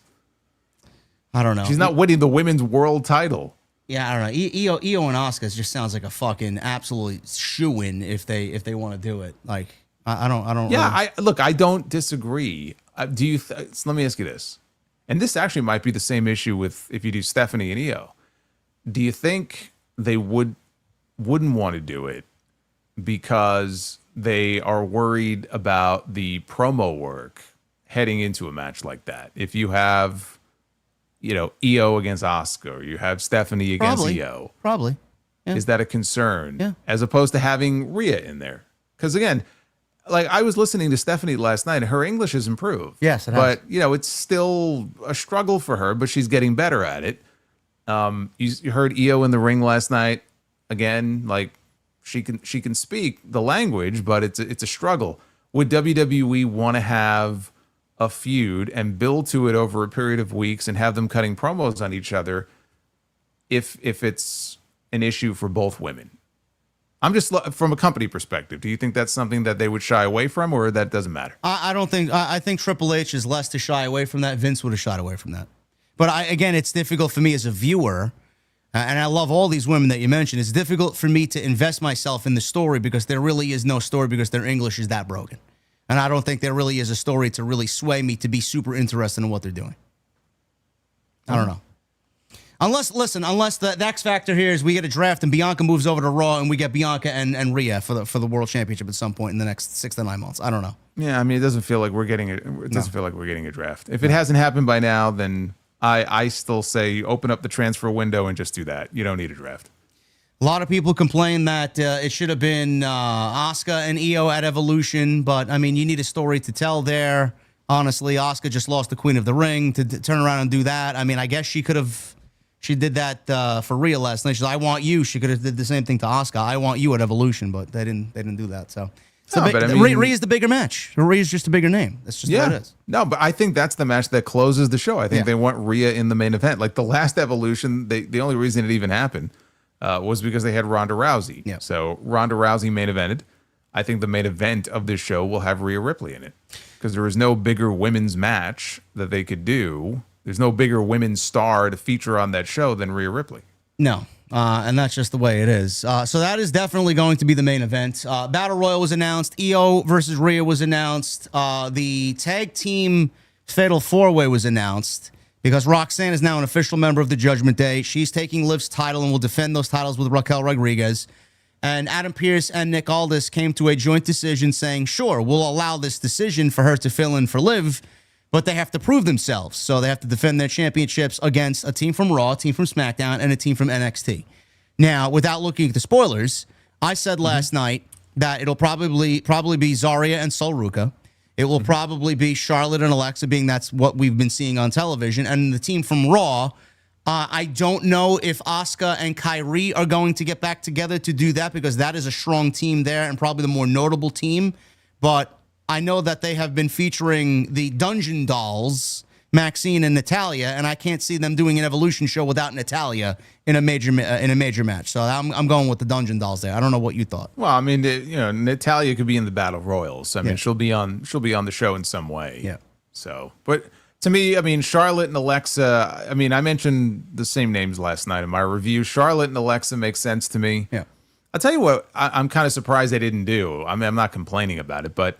Nikki Bella was supposed to wrestle Liv Morgan. It was either going to be Nikki against Liv, or they were going to bring Brie in probably and do, the Bellas against Liv and Raquel.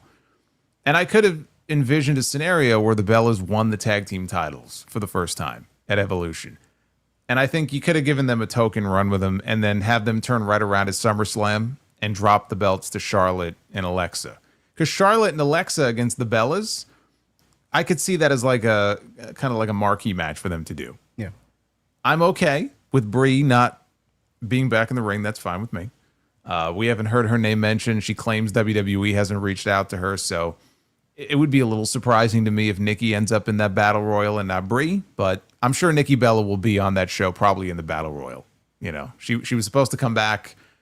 If she lost her match, I'm sure they're not going to kick her off the show. But either way, Charlotte and Alexa, I said this from the moment they started teasing a friendship between them. And clearly they're going to be tag team champions at some point. That has to be where this is leading. And I think that's exactly where it's leading. I think it's going to be Charlotte and Alexa, most likely. How can they not be in that match? And then I wouldn't be shocked if they win the titles there, because that has always felt to me like what the ultimate direction is. The reluctant partners who get on the same page because they want to win gold, and they become tag team champions. Opposites attract. Well, they're really trying with those tag team titles, huh? It's about time. I wish they'd just go away, It's but about yes, time it's about because, time. It's about time because, I've been all for this whole Charlotte and Alexa thing, because to me, it's maybe some of the most potentially interesting stuff they could be doing with Charlotte Flair. And it keeps her out of the women's world title picture. Oh, absolutely. So it's perfect. Yeah. And I'd much rather have Alexa doing this than having anything to do with the Wyatt Six at this point. I actually feel if she was, it would do more to drag her down than her elevating them. Yes.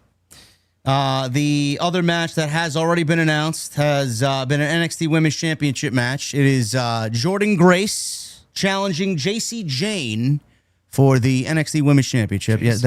That's on the show. Yes. No Blake Monroe. I'm sure she'll be there. I mean, she's got to wrestle that week. I got All In that weekend. How are you not going to have Blake Monroe doing something against All In? Come on now. I know. Well, she may be on that Battleground show or Great American Bash show. Great American Bash. Yeah, that's what I'm saying. She has to be there. And the other match is Tiffany Stratton will have an opponent that you will find out on Friday. She will defend the Women's Championship against a very familiar face, is all I'll say. So that is the Evolution card right now. Is it enough to gain people's interest, Jason, this Evolution card? We'll find out. I don't know. We'll see. It's gonna be a good litmus test of how. Here's a better question: does the show really need to be taking place? No. Okay. Good. I said the same thing. I just feel like it's just thrown in there, and a lot of it is just trying to take attention away from All In. I've talked about this before. That's the only reason the show is happening that weekend. Yeah. Like the only reason. Like if I'm a female on that roster, I'm pissed. I'm like, this is what you think of us? Originally, it was supposedly the date originally was going to be July 5th in Connecticut, and then it changed, and it got moved all of a sudden to Atlanta the same weekend as the other shows the following week. Now it's not the same day as All In, but like they're flooding the zone with content that weekend. Like there's a very clear reason why haven't done an Evolution show since the first one, but they've elected to do one that weekend. Of all the weekends this year, they could do that show. They're doing it that weekend. Yeah. That's the only reason the show's happening. Yeah, I don't like it, but it is what it is. It's going to be a very, very, very busy weekend for both of us. Any surprises you see happening at this show? AJ Lee, Saraya, any surprises there for you? I've given up on predicting AJ Lee because I thought she was going to be in the Royal Rumble each of the last 2 years. I think she's content to just not come back. If the mood strikes her one day, maybe she'll make a cameo. But no, I'm not expecting AJ Lee. I would think Nikki Bella would be in there. Maybe Brie shows up. You'll probably have someone like Michelle McCool. Kelly. Lead is from Atlanta. I'm sure Lead will be there, right? Maybe. Lead is from Atlanta? Really? I think so, yeah. Okay. I didn't know that. Yeah, she's a Braves fan. Well, yeah, but you're not from Atlanta and you're a Braves fan. So just because you're a Braves fan doesn't mean you have to be from Atlanta. I know. I think she's in the Georgia area. Someone look that up so I'm not looking like a fucking dope over here. Well, so she's a possibility, I guess. I mean, we'll get some old. I'll say old. We'll get some. Gotta be careful with how you phrase these things. Not old faces, but we'll get some legends. I think. Soraya popping up. No, Soraya. Okay. No. I believe her when she says that she has not had any conversations yet with WWE. Okay. That's that. Evolution coming up. We'll see how more materializes in the weeks to go. Well, in the next 11 days, because it's happening 12 days. It's happening on the 13th. What about TNA? Think they might have a TNA name in there? The Knockouts champion right now, is it still Masha? I couldn't tell you. I would hope so. I don't know why they would take the belt off her, but yeah, I would love to see her in the Battle Royal, yeah. Yeah, I could see like a TNA name in there. Yeah. And then probably some NXT names as well. So it's not like they don't have talent to use from that women's division. So like a Jada Parker, Lola Vice. Oh, they should have no problem whatsoever filling that Battle Royal. Yeah. But that is Evolution, guys. That's happening on July 13th. More to come as well. I'm sure more discussion as well with the Rhea Io situation. It's going to be a very highly discussed topic going into the show and coming out of the show. Rita is from Fort Lauderdale. Okay. Which is decidedly not Atlanta, just for the record. Okay, there you go. Sorry. I thought she was from the Georgia area. Pardon me. She's a Braves fan, that's all I know. So she's got great taste in sports teams. Says the guy who wears a Braves hat who lives in New York. Yes. There you go. We're all over, bro. Like poison. Unfortunately. It's like a virus. I know. Moving on here. We got a couple of the WWE notes here. Liv Morgan was in the news, and not for good reason. You guys are going to find this to be wrestling fans are just fucking weird, bro. This is just insane. A Canadian professional wrestling fan is facing federal charges after an alarming stalking incident where he allegedly attempted to break into Liv Morgan's home in Florida. According to a recently unsealed FBI affidavit, 41-year-old Sean Chan of Scarborough, Ontario, was captured on surveillance on May 31st trying to enter Morgan's home. Chan flew from Orlando on May 26th and 4 days later arrived at Liv Morgan's home. The footage reportedly shows him circling the property, trying to get into the house via the front door multiple times and searching for a spare key. After failing to gain entry, Chan found an air rifle that had been left on the porch and was seen on video holding the weapon. Now, the report states that after more than 2 hours, Chan left a handwritten note near the front door that included his full name and contact information, stating, "I came here to pay just a friendly visit, nothing more." Fucking weird, man. On June 3rd, Chan appeared at the WWE Performance Center, where Morgan was present for a taping. Security personnel who had been alerted and shown the surveillance footage recognized Chan immediately and notified authorities. He was taken into custody, and during a search, officers reportedly found 2 bottles of liquid on his person, which Chan described as medicines, one of which was to treat injuries such as bleeding. Morgan informed police that she did not know Chan, and he has been indicted on 1 count of interstate domestic violence and is scheduled to appear in federal court on July 18th in Orlando.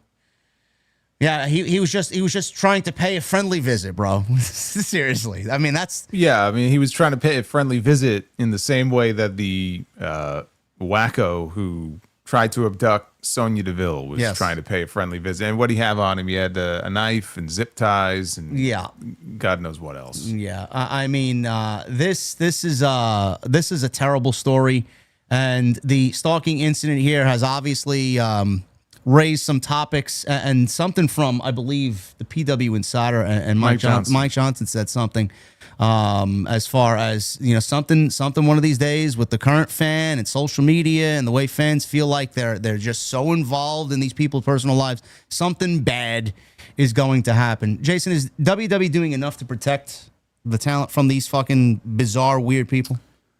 I would hope so. We don't know what they're doing behind the scenes security-wise. I would imagine they have stepped up security as best they can. I'm not saying that the women have a personal entourage wherever they go. I'm sure the company is well aware of you know, these incidents or any kind of threats maybe that they receive. Hopefully the talent is reporting it to them, and they're doing what they can. But the scary thing is they can only do so much. You know, they can't be guarded 24/7. And you're going to have people who just are that obsessed that they are just going to try to dig up whatever they can. And it's scary. It's a very scary situation. I can imagine that many of the female performers get a lot of very weird messages and, you know, threats from people and social media posts, because social media what social media has done, and this is probably more of just a celebrity athlete thing in general, but probably especially with the women in wrestling, is it enables the fans to feel like they're a part of their lives in a way that, you know, that never used to be the case. So now they follow them and they're aware of, you know, who their friends are and where they hang out and the things they like and the things they don't like. And probably in some cases, like, these people get it in their head like they're their friend, right? Or, oh, you know, if we could just meet one day, you know, she'll be my girlfriend and I'll be her boyfriend. And like, but that's the way it is. Yes.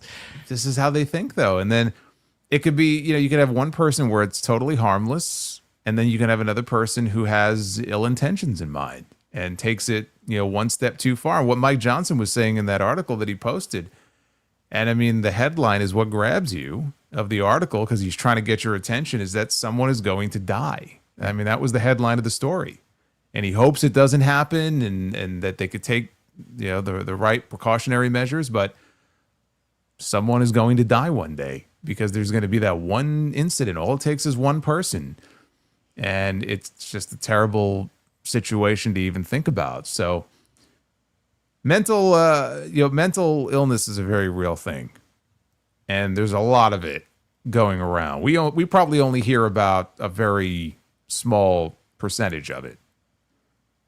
I sympathize with these ladies because I'm sure it's a very scary situation, especially because they're constantly traveling. They're on the road. They're not necessarily home a lot. So what do you think they have sent to their house? I mean, how many wrestlers have we seen go on social media, even recently, and say, guys, I think Rhea Ripley even posted something, but like, guys, stop sending stuff to my house. Stop sending stuff to my parents' house. Roxanne Perez just recently got doxxed by some fucking weirdo. Yeah. Stop showing up to ring my doorbell. Like, this is real shit that happens. Crazy. It's terrible. So yeah, that was in the news. Just an awful situation. So you know, don't be a weirdo. Please be a normal fan. I know Bronson Reed tweeted something out. I don't sign shit at the airport. Chelsea Green chimed in. yes, this is happening way too often. Just be a fucking, just, you know, like, why? If I see Bronson Reed at the fucking airport, I go up to him if he's got a moment, shake his hand, bro, you're great. I just want to show my appreciation. That's it. Like, people come with fucking boxes of Funkos and toys. Hey man, can you sign this? And then they're shilling it on eBay 30 minutes later. Like, you're a fucking weirdo, bro. Seriously. It's for ridiculous. Anyway, that's in the news. We're going to shift gears over just a little bit for AEW. We got Dynamite 300 on the horizon tomorrow night. We got Mercedes defending the TBS Championship against Mina Shirakawa. We got a 4-way gauntlet match to determine number 2 in the men's gauntlet match. Brody King, MJF, Anthony Bowens, and AR Fox. And then Kota Ibushi goes one-on-one with Kazuchika Okada. So that is, and I know Tony announced a villains versus heroes match because they're going to be in conjunction with Superman coming to theaters on July 11th. So it's a big Superman promotional deal tomorrow night. I'll start with this, Jason. We got MJF apparently in this number 2 spot on the line gauntlet match. I'm assuming he's going to end up winning because A, Tony loves to book predictable matches ahead of time, and B, we just seen this feud start last week with Mark Briscoe and MJF, which apparently MJF pushed for, according to Sean Ross Sapp of Fightful Select.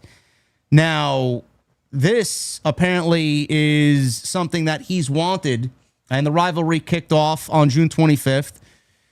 We don't really have a good reason, but according to the report, the program was considered very important to MJF, and that's all they said.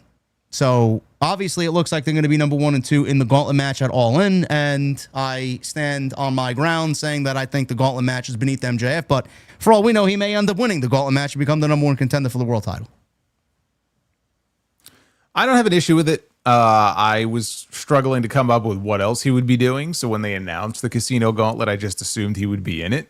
I don't think it's a foregone conclusion he's going to win it, but if it were me, he would. Yeah. I mean, not knowing who else may end up in there as a surprise, like a Copeland or somebody like that. Or Darby. I actually see.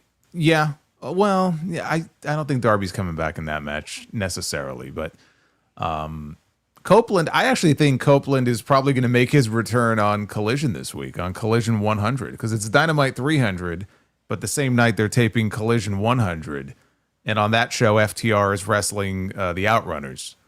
So I could see them saving a Copeland return for that show if he's going to turn around in Texas and team with somebody, Daniel Garcia or somebody, maybe against FTR, since they're obviously not doing the Christian thing yet.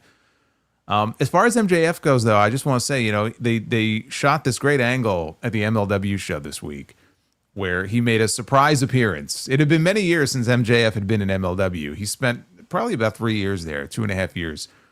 And he came out and he attacked Mystico. And he made it very clear that you and me, we're not done yet. We're going to wrestle again. And when we do, I'm going to embarrass you. I'm going to embarrass Mexico and all your countrymen. And I'm going to embarrass CMLL. And I know some people think that maybe that's going to be the all-in match. Maybe MJF is not going to win. I mean, even if he loses on Wednesday, that just means he won't be number 2. He could still be in the gauntlet. But they think that maybe he'll wrestle Mystico on that show. I don't see that at all. I think that the play here is either they wrestle at Forbidden Door or they wrestle in September at the anniversary show that CMLL is having at Arena Mexico. Because it just feels to me like AEW got the first match. CMLL might want to, I mean, technically it's the same building, but, CMLL might want to have the match themselves, and so they do that match in September, and maybe it's mask against hair, maybe there's some kind of special stipulation for it. I don't see that being the match in Texas, though, but I just thought the angle was really well done. People were genuinely shocked. Apparently he got there like 10 minutes before, so nobody knew, and when he went to the back, he got the hell out of there. So I like it when they can surprise people like that, because there were rumors going into it there was going to be a major appearance on the show, and I had it on. I actually was airing free on YouTube, and I had it on. And so when he came out, it caught me by surprise. I was not expecting that, so that was well done. Yeah, I much rather the CMLL show where it takes place, so I don't have to see it, and MJF can take that loss back to Mystico. As long as they don't do it on AEW soil, I don't care. You don't want to see it. I mean, I think that match would have great heat. I mean, I think it'll be a really good match. Oh, yeah. The match in Arena Mexo was fun. I just don't care to see MJF take another pay-per-view slot on AEW television against fucking Mystico. That's the way I see it. I don't know. Oh, yeah. Yeah. Well, I think there's probably a better chance of it happening on the CMLL show anyway. Yeah, so that's happening on the show. More than likely, he will be in the gauntlet match, hopefully, and he gets the victory there. You have been very... I don't want to say adamant, but you are a little bit more hopeful than most of us about this TBS Championship match with Mercedes and Mina, because I know we've discussed this extensively, not only on this show, but individually as well. The TBS Championship, if she wins the match at All In against Tony and holds both the TBS and Women's World Championships, it's a fucking absolute just creative malpractice. I don't know how else to put it. Because either that, she needs to lose, she's got to lose, and she just can't give up the championship because that's just fucking lame. So you think that there is a good possibility of her losing tomorrow and then dropping the TBS title to Mina and then beating Tony rather at All In for the world title? I do. Now you're a hopeful fucking guy, man. I don't believe it until I actually see a 3 count made. Well, look, I mean, it's the 300th episode of Dynamite. I think that I think he's fixing to do some big things on the show. Probably going to get Kenny Omega back tomorrow night. Yes. And I think there's a chance that we might get a title change where Toni Storm would obviously be involved in the finish in some way. Because last week she got laid out by Mercedes, right? So Mercedes got one up on her. This could be, because not like that title's on the line in Tony's match at All In. So this could be her way of kind of sticking it to Mercedes. But it solves the problem of getting the title off of her. If she is going to go to Texas and win the bigger belt, there's no need for her to still have the TBS title. And this way, she loses her first match, and they could play that up as a really big deal, and she's just beside herself, and she's embarrassed, and she's angry, and now you've put even more heat on this match for the Texas show. I wouldn't bet my life on it that she's going to lose tomorrow. I'm not going to put any money down on it, but do I think there's a really good chance that she might actually lose her first match one-on-one tomorrow? Yeah, I do. Do you think if she loses the championship here to Mina that it's going to make the match against Tony even more predictable? It'll make it a little more predictable. Okay. I'm not going to say it's not going to make it at least a little bit more predictable, but to listen to you and other people, the match is already predictable. So how much more predictable can you make it? Everybody that I hear talking is just assuming that Mercedes is going to win anyway. I guess. Don't you think that there's a better choice to drop the championship to than Mina? I mean, how many women have been there longer and worked harder in AEW than like a Statlander or Willow? But you're going to give it to Mina, bro. We passed that point a long time ago. They have plenty of chances. We've had multiple matches. I don't know. That doesn't sit well with me, man. Mina comes in and already beats Mercedes, man. While anybody else on that roster could be more deserving. She beats Mercedes because of Toni Storm. Sure, that's why she beats her. Sure. She does, and she's likable. People like Mina. It's not like I don't think too many people are going to be angry that Mina Shirakawa won the championship from Mercedes. They'll be very happy to see Mercedes actually lose, and they'll be excited. But if they were going to move the title to somebody else, anybody else, whether it was Willow or Statlander or Jamie Hayter, they had plenty of other opportunities. They didn't do it. So what are you going to? So are you hoping that they wait to first build up another program with her and one of the people that she's already beaten? Like, is that what I'm hearing from you? No. What do you expect them to do at this point? It's too, like you said, you just answered your own question. It's too late. There's nothing else that they could do. They should have been done 6 months ago. So I don't have an issue if Mina is the one. Like, if you would have said to me 6 months ago, what's your plan for the TBS title? No. And Mina hadn't signed with them full time at that point. But even if she had, no, I would not have said, well, we got to get that title on Mina. Even though Mercedes and Mina, they had a match. I remember being pretty good. They had a match at the Tokyo Dome earlier this year. So this would be their second match. I would have put it on somebody else. I would have probably put it on, like, again, Jamie Hayter or Statlander or somebody like that. But that ship has sailed. I mean, they already did a lot of those matches. She won all of them. She beat them all. Statlander multiple times. So what's done is done. I'm looking ahead now. I'm looking to the future, right? I can't change the past. I don't have an issue if Mercedes loses it to Mina.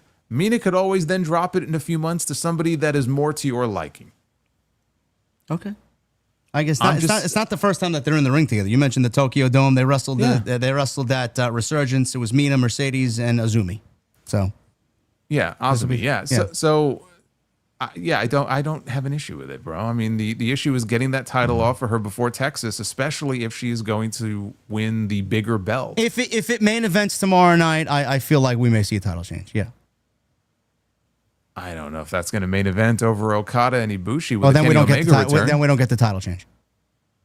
No, I see. I don't think it matters. I mean, I could see them opening the second hour or closing the first hour with like a big match and doing a title change, and then coming back with the other main event at the end of the show. Just because it doesn't close the show, I wouldn't say that there's no guarantee of a title change. I don't think it matters. All right, we'll see. It should be an interesting night tomorrow. I do see Kenny Omega coming back as well in that Ibushi-Okada match. I know you've been very, I guess, pleasantly surprised to see Ibushi back to somewhat of a normal human being, on television. He looks great. Well, I mean, he just looks more like his old self. Yeah. I mean, I don't think we're ever going to get the old Kota Ibushi back fully, but my God, I mean, the last time we saw him on TV, he just didn't look like himself, and he was moving around like a guy who had no business being in the ring. I mean, it was painful. So now he's actually moving around better. Physically he looks better and he's in better shape. So I was happy to see him looking healthier than the last time we saw him.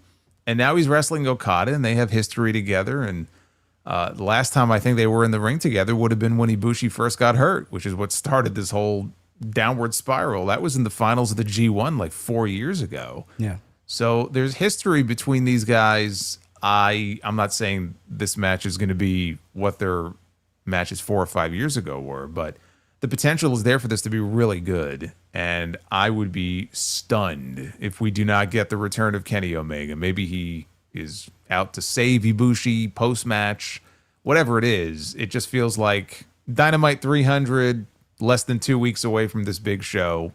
He's got to be there tomorrow night. And maybe on the Go Home show, we get the Golden Lovers back together against Okada and Takeshi in a tag team match. Could be. Couple more stories here, and then we'll get to your super chats. Quickly, WWE, according to bodyslam.net, they are very interested in Danhausen, Private Party, Isaiah Cassie and Mark Quinn, and apparently Chris Jericho's contract is coming up as well at the end of the year. And they also mentioned Renee Paquette, who holds both a talent and producer contract, and her deal runs through August. Matt Menard and Angela Parker of 2.0 also have contracts coming up, and those are the names right now that have contracts coming up in AEW. Apparently, WWE, Jason, is very interested in Private Party, which they should, because they fit perfectly on NXT television. And Danhausen, I'm not really surprised by, because I could see Triple H foaming at the mouth with the merchandising and just making money off what Danhausen brings to the table there. Yeah, I mean, foaming at the. I don't know if he'd be foaming over Danhausen. Well, I mean, look at what he did with Mr. Iguana, man. He's fucking all over Mr. Iguana. Okay, well, foaming is maybe a little much there. How about a Danhausen and Mr. Iguana tag team? Who knows? It could be. Hey, could be. Very well. Danhausen will come out with his jar of teeth, and Mr. Iguana will come out with Yeska on his shoulder. There you go. What about Jericho, man? You want to see Jericho back in the WWE in 2026?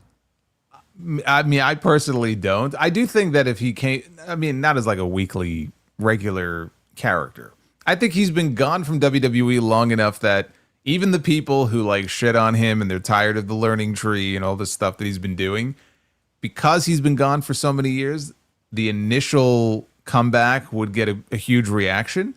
And then reality would set in that this is not the same Chris Jericho. And I don't know that people would want to see him on TV every single week. So there'd be interest in like that initial pot. But like, do I sit here and tell you I'm super excited to see Jericho back on WWE TV? No, I'm not. It would be interesting to have him and Punk back working for the same company, though, because I don't get the sense that they like each other. Jericho's off TV right now. Apparently, he's waiting on Creator from Tony, which I don't think is coming anytime soon. I think Tony's. So I guess we're never really going to get that split in the match with him and Big Bill. Is that what you're telling me? No, I don't. Which I just assumed is what this whole fucking story was designed to do. No, that's long gone, man. You're living in the past over there. Okay, so Big Bill is that's it. He's in that tag team with Brian Keith, and that's his ceiling. That's as high as it goes. That's it. I don't foresee them doing anything else. So what the fuck was the point of a learning tree? To give you a great super chat so your fans enjoy your streams. That's why. I tell you what, man, I probably made more money off that learning tree than he has.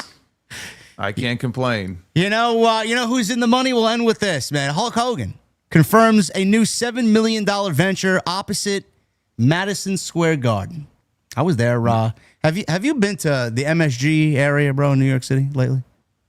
Lately, no. Last time I was there was probably months ago. God, it is fucking awful, man. I don't know what it was always bad over there, but it's gotten 10 times worse. Just in terms of what? Just traffic? Just it just feels grimy, and there's a lot of homeless everywhere. It's just that's New York City. I mean, it's not just that one area. I didn't think it was going to be that bad, but it was bad. I was there Saturday, and I was not there to go scout the new area that Hulk Hogan's opening up, this new bar, but he is opening up a massive new sports bar directly across from Madison Square Garden. Apparently, this is his spiritual home, according to the report. According to page 6 of, what was this, the New York Post? Right, page 6 of the New York Post? Yeah, it was the New York Post, and I read from this story on my show. Is Ali Coleman, I think, is the name of the fucking person who wrote this story. The deputy news editor for page 6. It's been quite a while since I have seen a news article in a major publication written this poorly before. Yes. Like I didn't read the full story before I started reading it on the show, and like I was struggling through like the spelling errors and everything, and I had to stop. Like I stopped in the middle of the segment because I had to go shame this person, whoever this was, and find out their name. And so I that's how I looked it up, and I found out who wrote it, and I read their bio on the Post site. And I guess it was written as a joke, but it's like, yeah, this person is, they don't like pets and like all this weird shit. And I'm like, yeah, this sounds about right. So shout out to Ali, one of the worst written articles I've ever read. But go ahead. Yeah, well, I got the Cliff Notes version. I'm not reading Ollie's fucking article here. Good. Hogan confirmed on his Instagram this will be a 9,000 square foot, $7 million project, and the bar's name is going to be named Slam. Really creative there, Hulkster. The bar will be filled with Hogan memorabilia and feature screens playing some of his most iconic moments. It will also boast a wall of windows facing Madison Square Garden. The location is currently owned by New York nightlife veteran Rich Rosen, who pitched the idea directly to Hogan. He says, I basically waited 5 hours in line to get 2 seconds with Hulk Hogan, he told Page 6. I came with an 8x11 glossy picture of Madison Square Garden, and in the picture is our storefront. I walked up to Hulk, dropped the picture in front of him, and apparently the pitch worked enough that Hogan called him 4 days later. This 3-floor establishment, which will include a rooftop bar, is planned to open up this fall, and it will feature Hulk Hogan's Real American Beer brand, although Rosen noted that Hogan will not have a direct ownership stake in the project. I joked on social media, Jason. I feel like this is going to last as long as his TNA venture with Eric Bischoff. Well, I mean, it might last as long as WWF New York did. And that was great, though. I've been there. I liked it. I enjoyed it. I went there multiple times. It was actually great. But I would imagine in this area, as Times Square, maybe not quite as bad. I can only imagine what the rent is for a property like that. But for Hogan, it's a no-brainer. It's just a straight licensing play. He has no ownership stake in it. He doesn't have to run it. All he has to do is just, here, I give you permission to use my name and likeness. And just he makes, however many appearances he makes. Because they said apparently he'll be making regular appearances there. So for him, it's just, it's easy money. I don't suspect 5 years from now, Slam will still be a thing. But, I did say that if it opens, I probably will have to check it out. We have to go at least once to see what it's about. But my thing is, if it's going to open up in the fall and you're going to have nothing but big screens and fucking beautiful TVs there, playing nothing but Hulk Hogan moments from his entire career in front of Madison Square Garden in the fall, and you're not showing Knicks and Rangers games, bro, how busy is this place going to be? Honestly. Well, there'll be some TVs that have other things on it, I would imagine. Or maybe they'll show wrestling on it, on Monday nights and Friday nights. But other screens will have, Hogan slamming the 900-pound Andre the Giant, and they'll have Hulk Hogan doing all of his, usual Hulk Hogan stuff. Of course, winning all of his matches. But I'm more curious what's going on with his health. Now, Bubba the Love Sponge about a week ago, who used to be really good friends with Hogan, and they are obviously no longer friends because it all goes back to the tape that leaked, and that really, honestly, I mean, that was like the downfall of Hogan, was that fucking tape leaking. Yeah. And that all goes back to him, boinking Bubba's wife on that tape. And so, since then, their relationship just soured. But Bubba went on his radio show last week and claimed that he knows from people in the know, and they have mutual friends, that Hulk was in the hospital and he was near death. To the point, and it was serious enough, like a heart issue, serious enough that like family members have been called to potentially say their goodbyes. He wasn't going to make it, huh? Yeah, he's not going to make it. But he kept qualifying everything he was saying. Well, I did not confirm. This is just what I'm hearing, allegedly, right? This is just what I'm hearing. So I'm like, all right, this guy, first of all, if you're not sure, I don't know why you would go out with that information to begin with. But I saw there was another clip earlier today where he's doubling down on this, and now he's saying that it is potentially it's turned into like a brain issue, and he's still in the hospital. And I went to go check Hulk's social media. I haven't seen anything from him recently. I mean, people are posting, but I'm sure other people have access to his account. But it's not like these rumors started spreading, which they did on social media, and that to refute it, he came out with a new video. Like, there's been nothing from him. So it makes me wonder if there is something going on here and if he is still in the hospital, because no one has come out to refute this. Well, Eric Bischoff came out and said that everything was fine. Hulk Well, Hogan. initially he came out with a statement saying that Hulk was because he had a surgery back in May. TMZ reported it. It was some kind of spinal fusion, some kind of neck surgery. And I think Bischoff in that statement claimed it was an allergic reaction to something, and that's why he was back in the hospital. But I don't recall if Bischoff's statement said that this is all nonsense. He's out of the hospital already. He's doing well. Nobody's really heard from Hogan. So I'm starting to wonder if there is something to what's going on. I mean, I hate to use Bubba as a source, but like he's doubling down on this and saying, hey, this is what's going on. This is what I'm hearing from people who would know. I don't know. Something weird's going on with Hulk and his health right now. So just, I guess, keep your eye out for that. We'll see where that story goes. I'm starting to wonder if there's some smoke to the fire here. Yeah, that doesn't mean you could go on social media and because you disagree with what Hulk Hogan's done, wish fucking ill will upon him. So please be respectful if that is the case, honestly.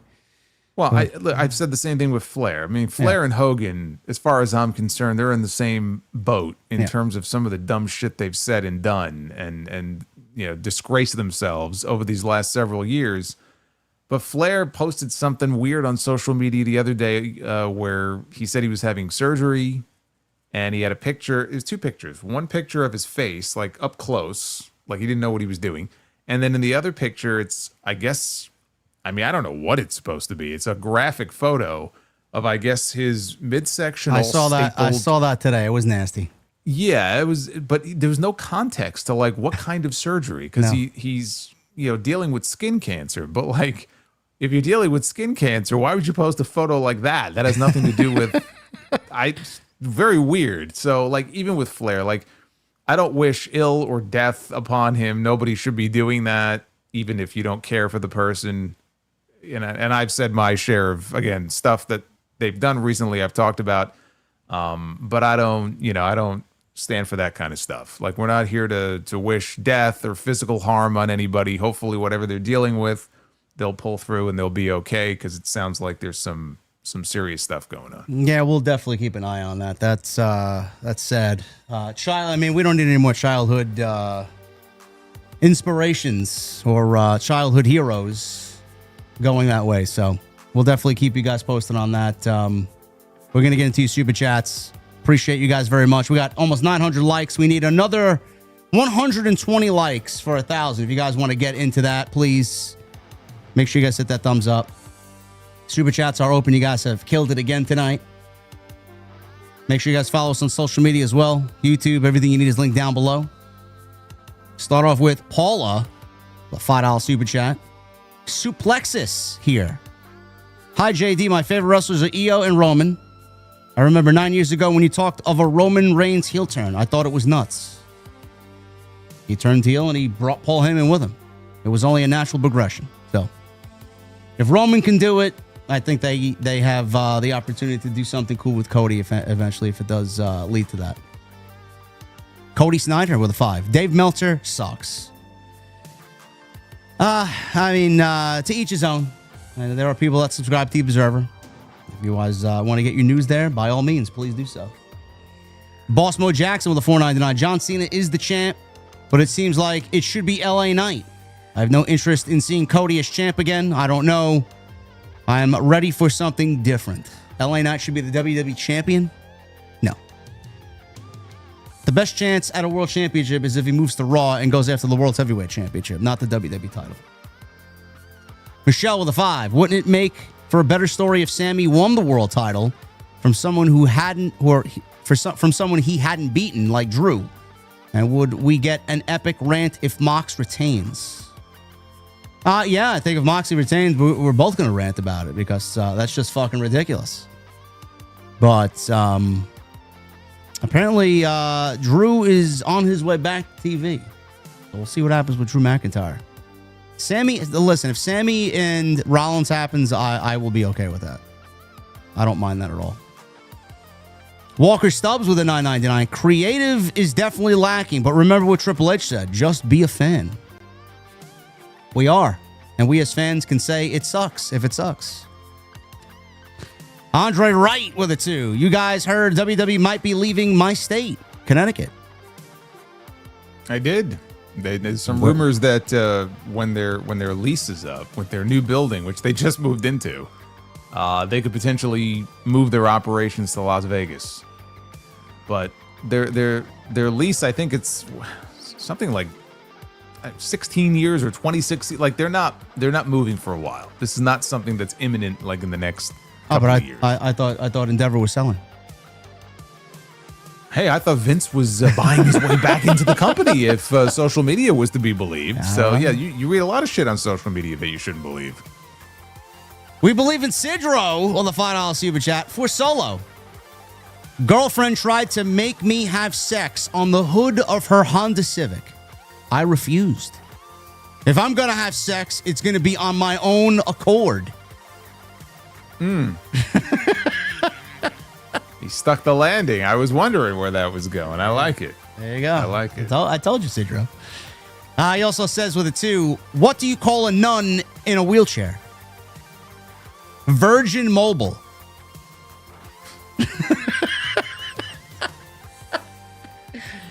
And a $5 Super Chat from Sidro. Guy got in a fight with security guards at a Duracell factory. He got charged with battery. All right. Not bad. And he says, which metal has the best sense of humor? Steel. It loves irony. Like the other one better. Thank you, Sidro. It's not the only one. He's got another one. $5 Super Chat. What is it when you train your son to take over family business? Air conditioning. H-E-I-R. Yeah, I yes, okay, I just wanted to make sure you knew what I was talking about. You complained I didn't spell them out last week. Well, I mean, some of them you have to. Some of them are less obvious than others. He also says, at what temperature do car engines work best at? Vroom temperature. Terrible. I hate that. It's bad. It's a bad what happened, bro? Walker Stubbs with a $4.99. I found out which letter is the coldest in the alphabet. It's B, because it is between the A, C. Thank you, Walker. Hunter's Hybrid with a 5. Everyone on their high horse about CM Punk would do the same exact thing in the situation he's in. The hypocrisy from people, I tell you. He got paid to wrestle, bro. He got paid to do his job. Sidro with a 5. What did the horse say after it tripped? Help! I've fallen and I can't giddy up.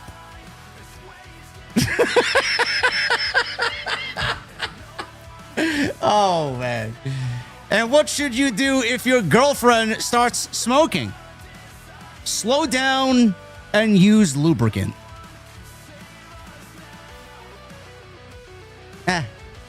You didn't get him, Sidro.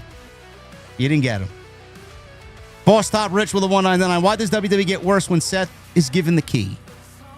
I don't know. I think Jason put it pretty bluntly last week, right? He's not someone to lead a stable, correct?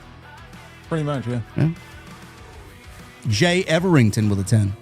While many talents likely aren't thrilled about the Saudi government, they don't necessarily hold it against the Saudi people, many of whom likely share those views but are unable to express them. You are correct. You are correct. Summit with a 37 months. JD, love your podcast. Thank you, Summit. Appreciate you being here for 37 months, brother. Sidro with a 2. What are vegan vampires scared of? A stake to the heart.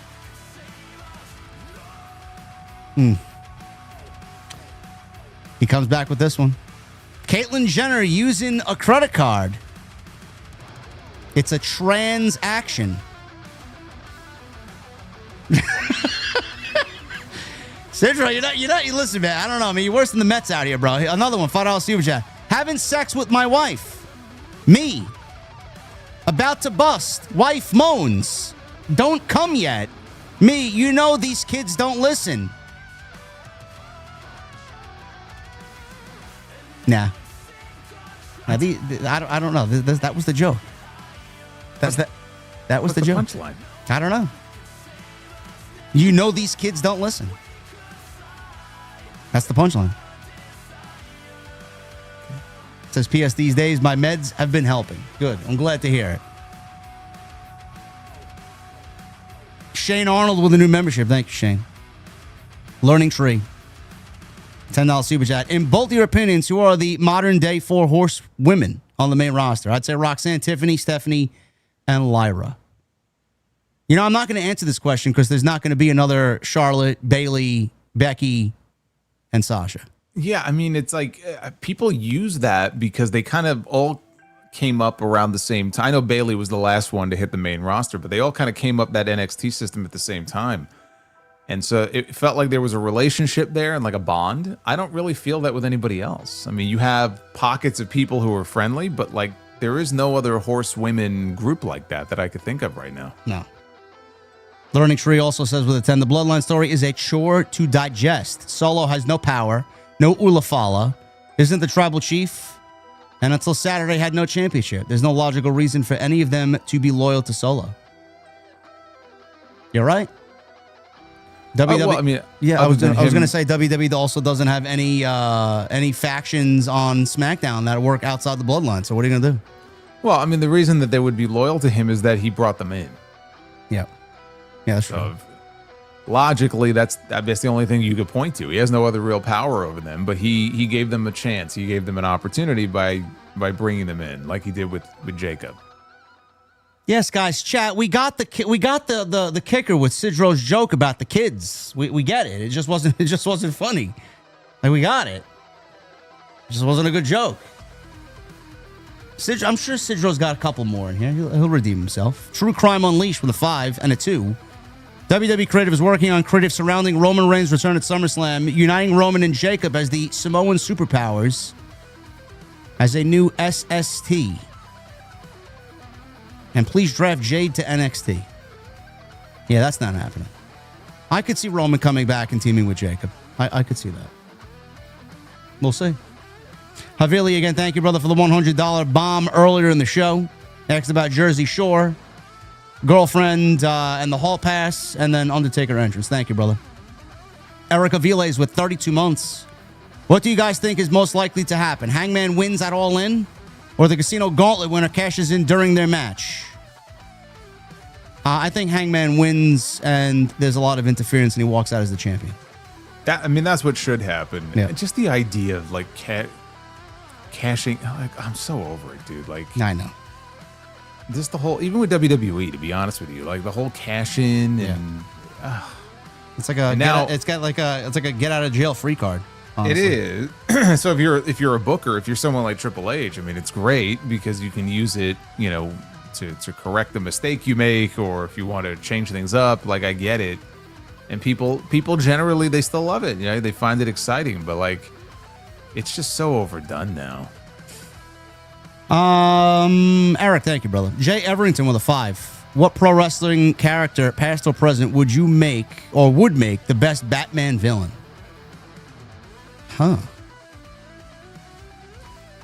That's a good Well, I question. mean, Kane would have been a pretty cool Yeah. villain. That's a good one. Yeah. Mick Foley as Mankind would have made a good Batman villain. Yeah. Yeah, I really can't think of anybody else off the top of my head. Lavelle, $5 super chat. Do you think Goldberg gets booed in his hometown and will affect the match? Fans have been cheering during Gunther's promos against Goldberg. Yeah, because Gunther's believable, and he's just got the witty, sarcastic replies to everything Goldberg's done. I mean, who doesn't like that? Do I think Goldberg gets booed? Some, but I do think he gets majority cheered, yeah. Devil Jinx with a 5. What is it called when a stripper walks towards you? A face turn. When she walks away, a heel turn.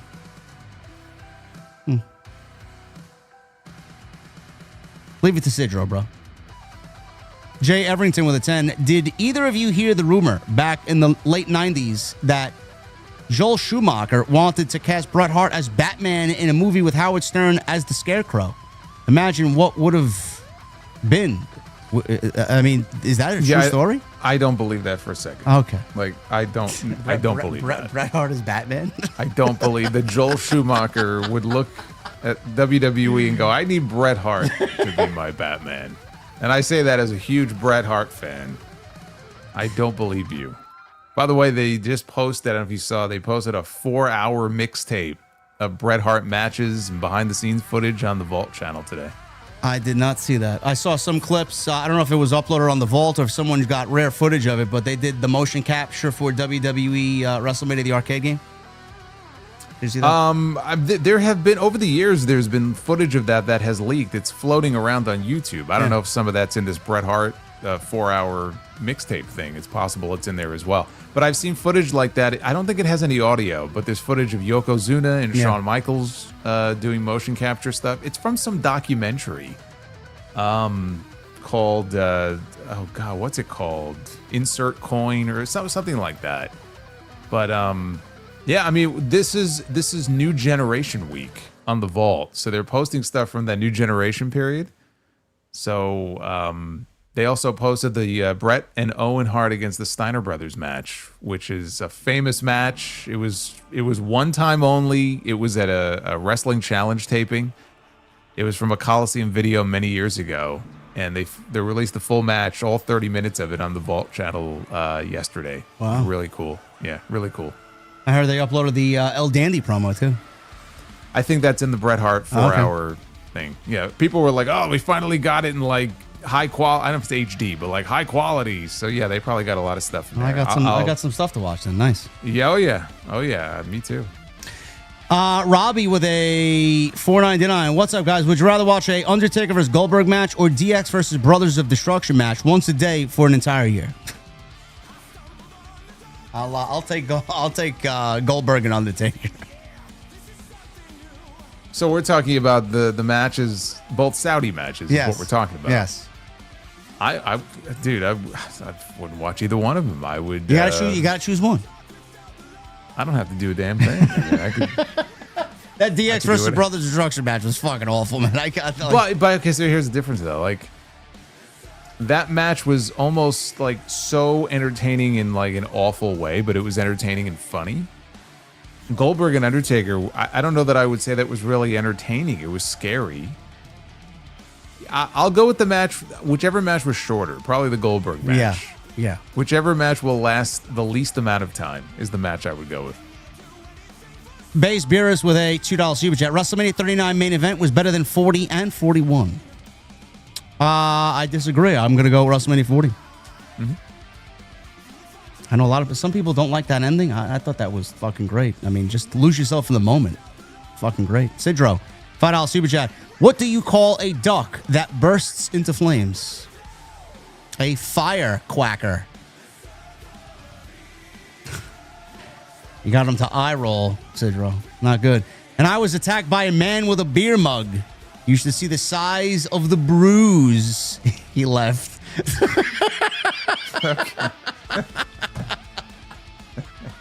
There you go, man. All it takes is one. Hollywood guy with a 5. JD and Solo, if you had to pay big money for 3 meet and greets, which 3 wrestlers, past or present, would you choose? I would go Macho Man. Okay. I would go for a meet and greet, huh? I'd probably go Brett. I met Brett once. But if I was paying good money to get a more formal meet and greet, I'd probably go Brett. And then,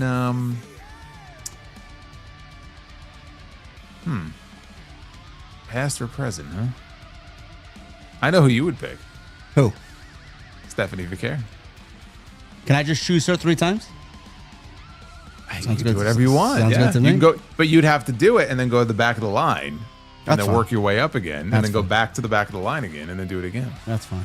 See, you're like one of these stalker people that we just talked about. No, I'm not showing up at no one's gotta house watch. You gotta put with you a on a fucking watch handwritten note. No. Put you on a watch list or something. I'll probably go Brett, Austin, and Macho Man's a good one, but being that Jason said Macho Man, I'll probably go Mr. Perfect. Yeah, I mean, I'll go Macho, Brett, and as far as a third one, man, that's tough. I don't know. Maybe Kurt Angle. That's a good one. Yeah. Thank you, Hollywood guy. Boss Mo Jackson with a $4.99. I've been saying for months, WWE HV teams, they just don't do anything significant with them, or have teams. They just don't do anything significant with them. If it's like they don't know how to book tag teams. You would think that Triple H knows. NXT had a great tag team division and very competitive one, but the main roster not so much. On Raw, anyway. SmackDown just now is turning a corner. Base Beerus with a 5. Which was the weirder moment? The Demon Balor drop kicking Roman in slow motion and the top rope just breaking, or Travis Scott entrance at WrestleMania? Travis Scott entrance at WrestleMania. What a fucking awful moment, man. My God. The Boss Mo Jackson with a $1.99. Sweet Chin Music or RKO? Which is better? RKO. RKO. Major with a $1.99. My hall pass will forever be Stephanie McMahon. I could see that. For you wrestling enthusiasts out there, I could see that. Yeah, but probably Stephanie during the Invasion period. Yeah. Remember when she became the owner of ECW? Yeah. And she would come out there wearing that ECW beret on her head, Yep. like that version of Stephanie. Base Beerus with a 2. Who wins in a shoot? Bart Gunn or Shane McMahon? Bart Gunn. You mean Shane McMahon shadow punchers aren't going to do the job? No? Okay. No, it would have to be a literal shoot where he had a gun. Otherwise, he's not beating Bart. He also says Andre the Giant or Big Show.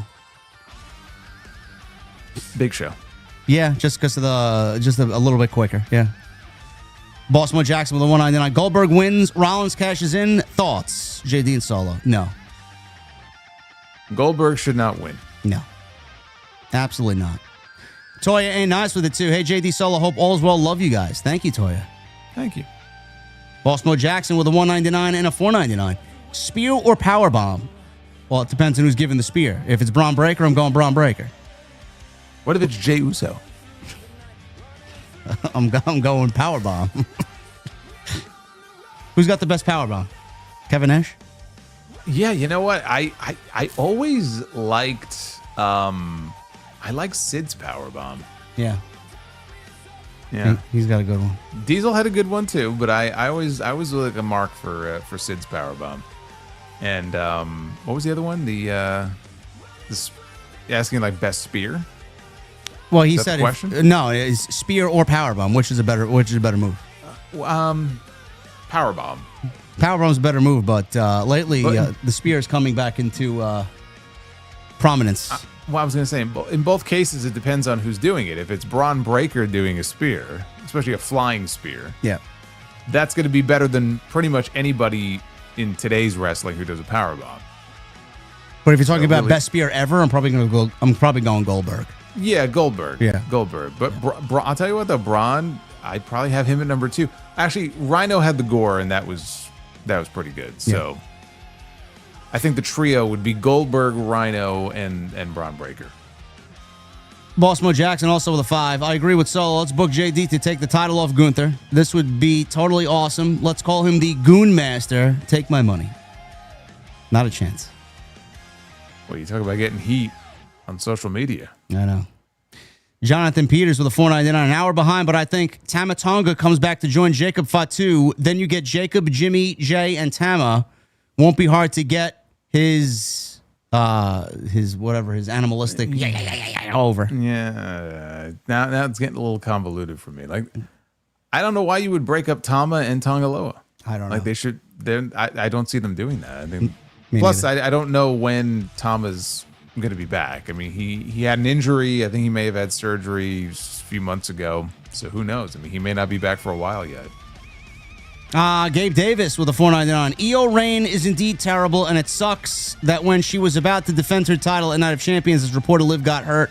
Also feels she's retaining 5-0.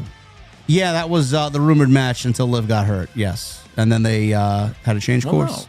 Well, no. I mean, they were teasing Liv and Nikki Bella. Yeah, for Evolution.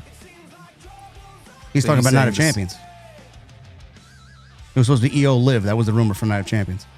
And then they did Raquel and Rhea instead. Yeah, I get maybe. I suppose so.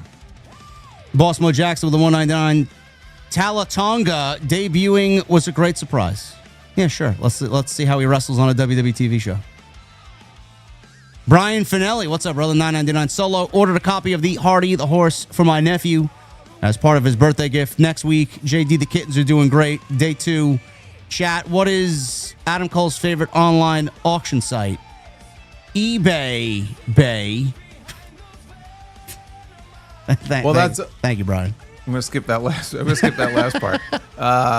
Thank you, brother. I hope you enjoy the book. I hope they enjoy the book, and let me know how it goes, because I get a lot of good feedback on the illustrations in the book. A lot of the kids, like the recipients of the books, they tend to like the illustrations as well. And good work on the kittens, brother. You did a good thing, like I told you earlier today. They are beautiful. Justin Toner with a 10. Hey, guys. NXT tonight confirmed 3 matches for Great American Bash. Obafemi versus Inamura for the NXT title.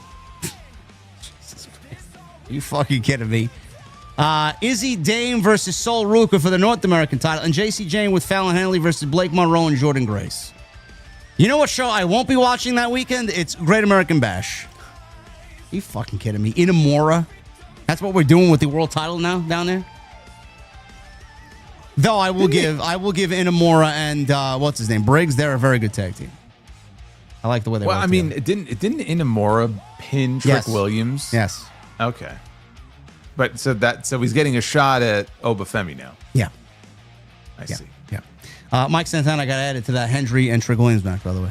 Yes, I mentioned that last night. There you go. Havili with a 5. Thoughts on Tiffany Stratton versus Tristan. I didn't want to do the spoiler. Havili, you're doing a spoiler there, bro. Tiffany versus Blank for the Women's Championship at Evolution. Favorite Triple H entrance. Thanks again for everything you do. I'm not really too keen on the match they announced on Friday, Havili, honestly. I don't know what Jason thinks, but, you know, it's just a match for you-know-who to be on the show because she's part of the Women's Revolution in WWE. Favorite Triple H entrance? I'd probably have to go with the one that he had with Sting at WrestleMania, right? Oh, the Terminators? Yeah. Maybe the one with Rollins where he came out on the throne and Stephanie announced him? Was that the one? No? None of them really memorable to me, honestly. No, I mean, I'm not. Yeah, I'm trying to think, like, do I have a favorite Triple H entrance? And I really don't. I know because of who he is, you know, he's had a lot of really elaborate entrances before. There was one where he got burned. I remember that. He had that dry ice that Yeah, I remember that. ended up all over him and he burned himself. I don't have one. I don't have like a favorite Triple H entrance. I'm sorry we couldn't answer that for you, Havili, but thank you, brother. Yeah. Boss Top with a 199. Raw Women's Division lacks credible heels. WWE lacks a lot of credible stuff in general, for sure. You're not buying into the visionary? No, I'm not. Major with the 199. Punk and Rollins need to end inside Hell in a Cell. So we're just doing McIntyre and Punk all over again. Huh? Yeah, no, I because of that I would not do that. No. You know, Straight Fighter said, or Street Fighter. That's what it looks like in the chat. Look at that. See, 88. What's that? If you look at that, what is that first thing you think of? I see. I said the first time I saw it, I said Straight Fighter 2, yes. Okay, so thank you. Yes, it's just Street Fighter 88. Yes, that's his name. Oh, it's always something, man. It's always something here. Oh, man. No. What was I even going to say? Oh, I was going to say, he mentioned the MSG, and the MSG returned in 2002. That would be it. It wasn't even a fucking joke. He's laughing at the guy's name. I know. People have been dropping jokes all night. This is what I crack up at. Major. Thank you, brother. 199. No more. No, I don't know when the next Hell in a Cell is going to be, but no, it's not going to be Rollins and Punk. Blue Jay with the 2. Educate JD on Battle Bowl. What's your favorite, Solo?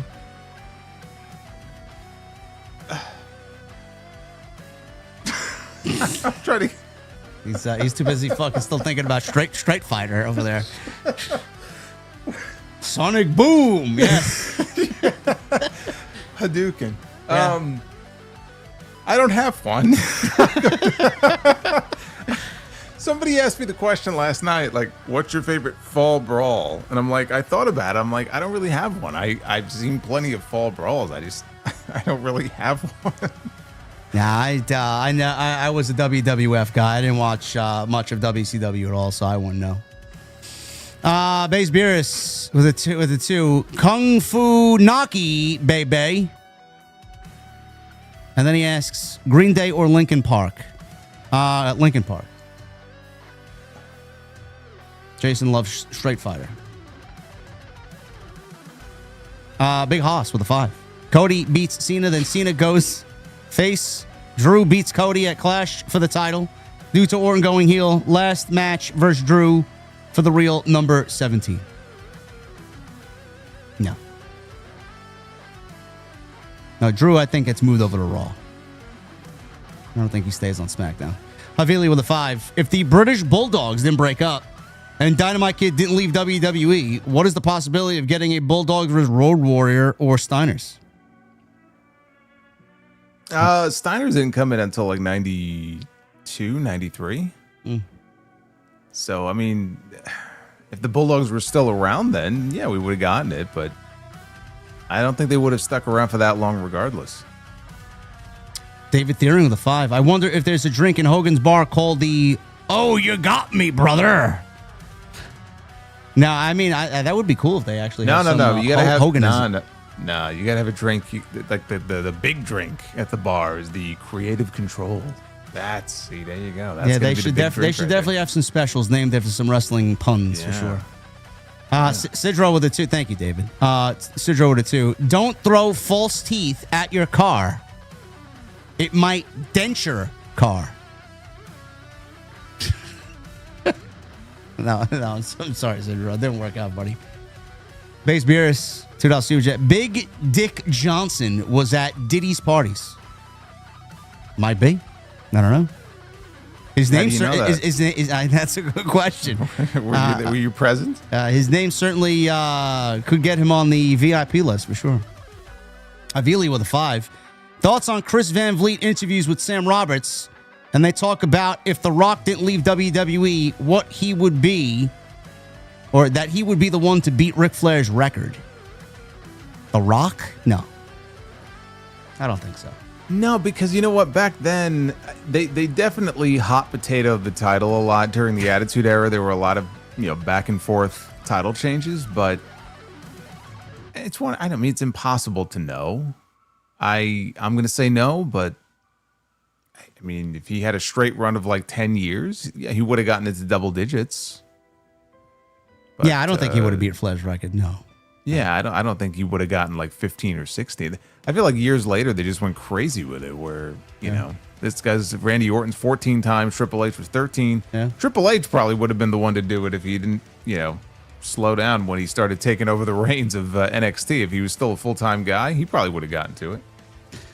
We got a $1.99 from Gabe Owners. Thanks for another great Tuesday, guys. Thank you, Gabe. Appreciate it, brother. Your friend. Bradley Robinette with a $1.99. Did you guys talk about Pro Wrestling Nation 24/7? Congratulations to Dave LaGreca. It's a great thing he's got going. If he needs content to fill the 24-hour slot, you got two guys right here. Big Haas. Congrats, yeah. No, I was just gonna say congrats to those guys. That's a pretty huge undertaking. Hopefully everything works out over there. Big Haas with a 5. Seth brings Ethan into the group. Paul brings Ricky into the group. It creates friction. Paul promises to get Ricky the IC title. Both united because they hate Punk. No. You're gonna cause friction already? No. Teardrop, $4.99. WWE's missing the fire. Mostly the people they are pushing have been there for a while. Even Gunther. Give me Andrade, Black, Gargano, NXT Black and Gold. Well, Andrade's in a new tag team with Rey Fenix. Seemingly getting a little mini push over there. Yeah, I mean, it feels wrong to me, though, for Phoenix to be paired up with anybody but Penta. I know. When Penta's in the same company. Yeah. Black apparently is slated to get a big push, so we'll see what happens with that. And Gargano, Good. Gargano's always been great. Caden with a 9 months. 9 months OTS for life. JD Solo, please look at the new match Tony Clown announced. So stupid. Yeah, I told Jason in the sound check. It's Heroes versus Villains match. Takeshi and the Young Bucks versus Kyle, Roddy, and someone else. I forgot. Fox with a $4.99. Can I hear a "Oh You Got Me, Brother" from Solo and a 1-word 4 letters yeet from JD? You two are awesome, and I always look forward to TNT. You want to give him an "Oh You Got Me, Brother"? Oh, you got me, brother. There you go. Oh, man. 1 word, 4 letters. Yeet. There you go. Fox, thank you, brother. Baze Beers with the 2. RVD was the greatest Money in the Bank holder. Called his shot. Yeah. Called his shot and won. Yeah. Called his shot in probably one of the best WWE pay-per-views that they've ever done, honestly. Cornell with a $4.99. I just got in from a date with a chick who's got Bailey beat on the peach. So what did I miss, chat? I don't know. I don't know why you're even here. Yeah. What the fuck you doing? What are you doing with us? You're in this fucking chat room, man. Get out of here. Triple M with a 2. Have a good night, guys. Also, fuck Elden Ring Night Rain. Bro, you couldn't pay me to play those games, bro. Awful. Really, Randy Orton is a big Elden Ring guy. I know. It is very, very difficult. Space Beers with a 2. Favorite Tarantino film? I don't know. Pulp Fiction. I don't think I have one, honestly. Pulp Fiction. Baltimore Jackson with the $1.99. Best and worst WrestleMania of all time.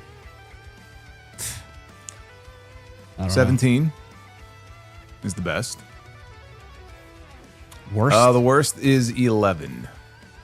Yeah, that was a terrible one. Wow. Baze Beers with the 2. Triple H. Water Spit with Motorhead is perfect entrance. I guess, yeah. Baltimore Jackson with a $1.99. Mandible Claw or Samoan Spike? Samoan Spike. Street Fighter with a 5. Not gonna lie, the name struggle was funny AF. You got him. You didn't even do anything. You got him. Yeah. I mean, I'm the idiot who looked at your name wrong. So David Derry with a 5. Add Street Fighter 88 along with Sharon Cox and genitalia to the OTS and Sound Off Funny YouTube Names Hall of Fame that have popped you both. Now you got to add Gabe Owners in there too. Of course. He's the Oracle. He's the Oracle of the group. It's the fucking Mount Rushmore fucking YouTube names over there. Thank you, David. Boss Mo at least YouTube fixed the name. Did you have the same issue on your channel? Everybody was an at, yes. Yeah, it's ridiculous. Boss Mo Jackson with a $1.99. Boogeyman or Gangrel? Gangrel. Gangrel. Leopoldo with a 5. Hey, guys, here's some Your Mama jokes for TNT. 1, your mama's so bald, you can see what's on her mind. And your mama's so broke, she can't even pay attention. Okay. Thank you, Leopoldo. Street Fighter with a $10 super chat. Thoughts on Lola Vice facing Stephanie's old bitter rival at AAA? I don't know. Who is that? I forgot her name. It's not the Zioxys, is it? No, that's the one Mercedes wrestled, didn't it? Oh, that's CMLL. Yeah. Yeah, I have no idea. I have no idea who it is that you're referring to. Yeah, we don't know, man. And Corey, a.k.a. CMR with a 2. Hey, JD, have you ever played the Godfather the game? I have not. And that rounds out the, here's another one, Super Chat. $2 Super Chat from Base Beerus. Scarface or Casino? I'm going Casino. 100%. Oh, man. I usually, when I get this question, it's Goodfellas or Casino, and I always pick Goodfellas, even though I love Casino, but I love Scarface, too, so I'm kind of torn. I'll go Casino, but I like them both. Street Fighter in the chat says La Hydra was her name. Oh, La Hiedra. Yeah, yeah. There you go. I think she was, okay, so I think she was one of the ones that had, Stephanie may have had a restraining order on her or something. There was some issue with her and some people. Yeah, I don't have an opinion one way or the other on it. Me neither. Thank you, guys. That rounds out the Super Chats. You guys did great tonight. We need 17 more likes for 1,000 likes. The fuck's going on over there, man? Get those likes in. Mike with a Super Chat, 199. Best power bomb. We just talked about it earlier. It's either Psycho Sid or Kevin Nash. Undertaker had a good power bomb too. Vader had a pretty brutal one too. He did. So I think he needs to be mentioned. But I just love the way Sid would hit that power bomb. It was like, when he hit it, that was it, man. It was over, and he was over too. Yeah. Undertaker, just an honorable mention with the last ride too. That was a great one. Thank you guys very much, man. 1,000 likes has been achieved. Thank you very much. I'm going to leave it with this guy to, as always, sound us off for another great episode of Tuesday Night Titans here for episode 101.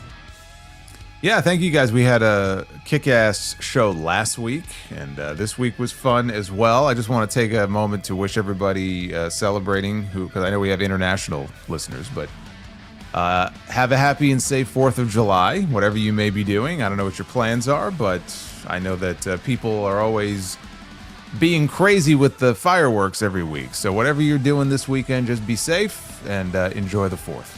There you go. Enjoy the 4th, guys. We'll be back with you next week for another great episode here on Tuesday night, episode 102. And we will get you guys all situated on the road to Night of Champions. We just got out of Night of Champions. Saturday night's main event. Running it back again. Evolution and going back to Saudi again. No, thank you. SummerSlam. But thank you guys very much. Follow us on social, YouTube. You guys know everything is down in the description. And please leave a comment. Let us know what you thought of this week's show. Until next week, guys, take care, and we'll see you next week for 102.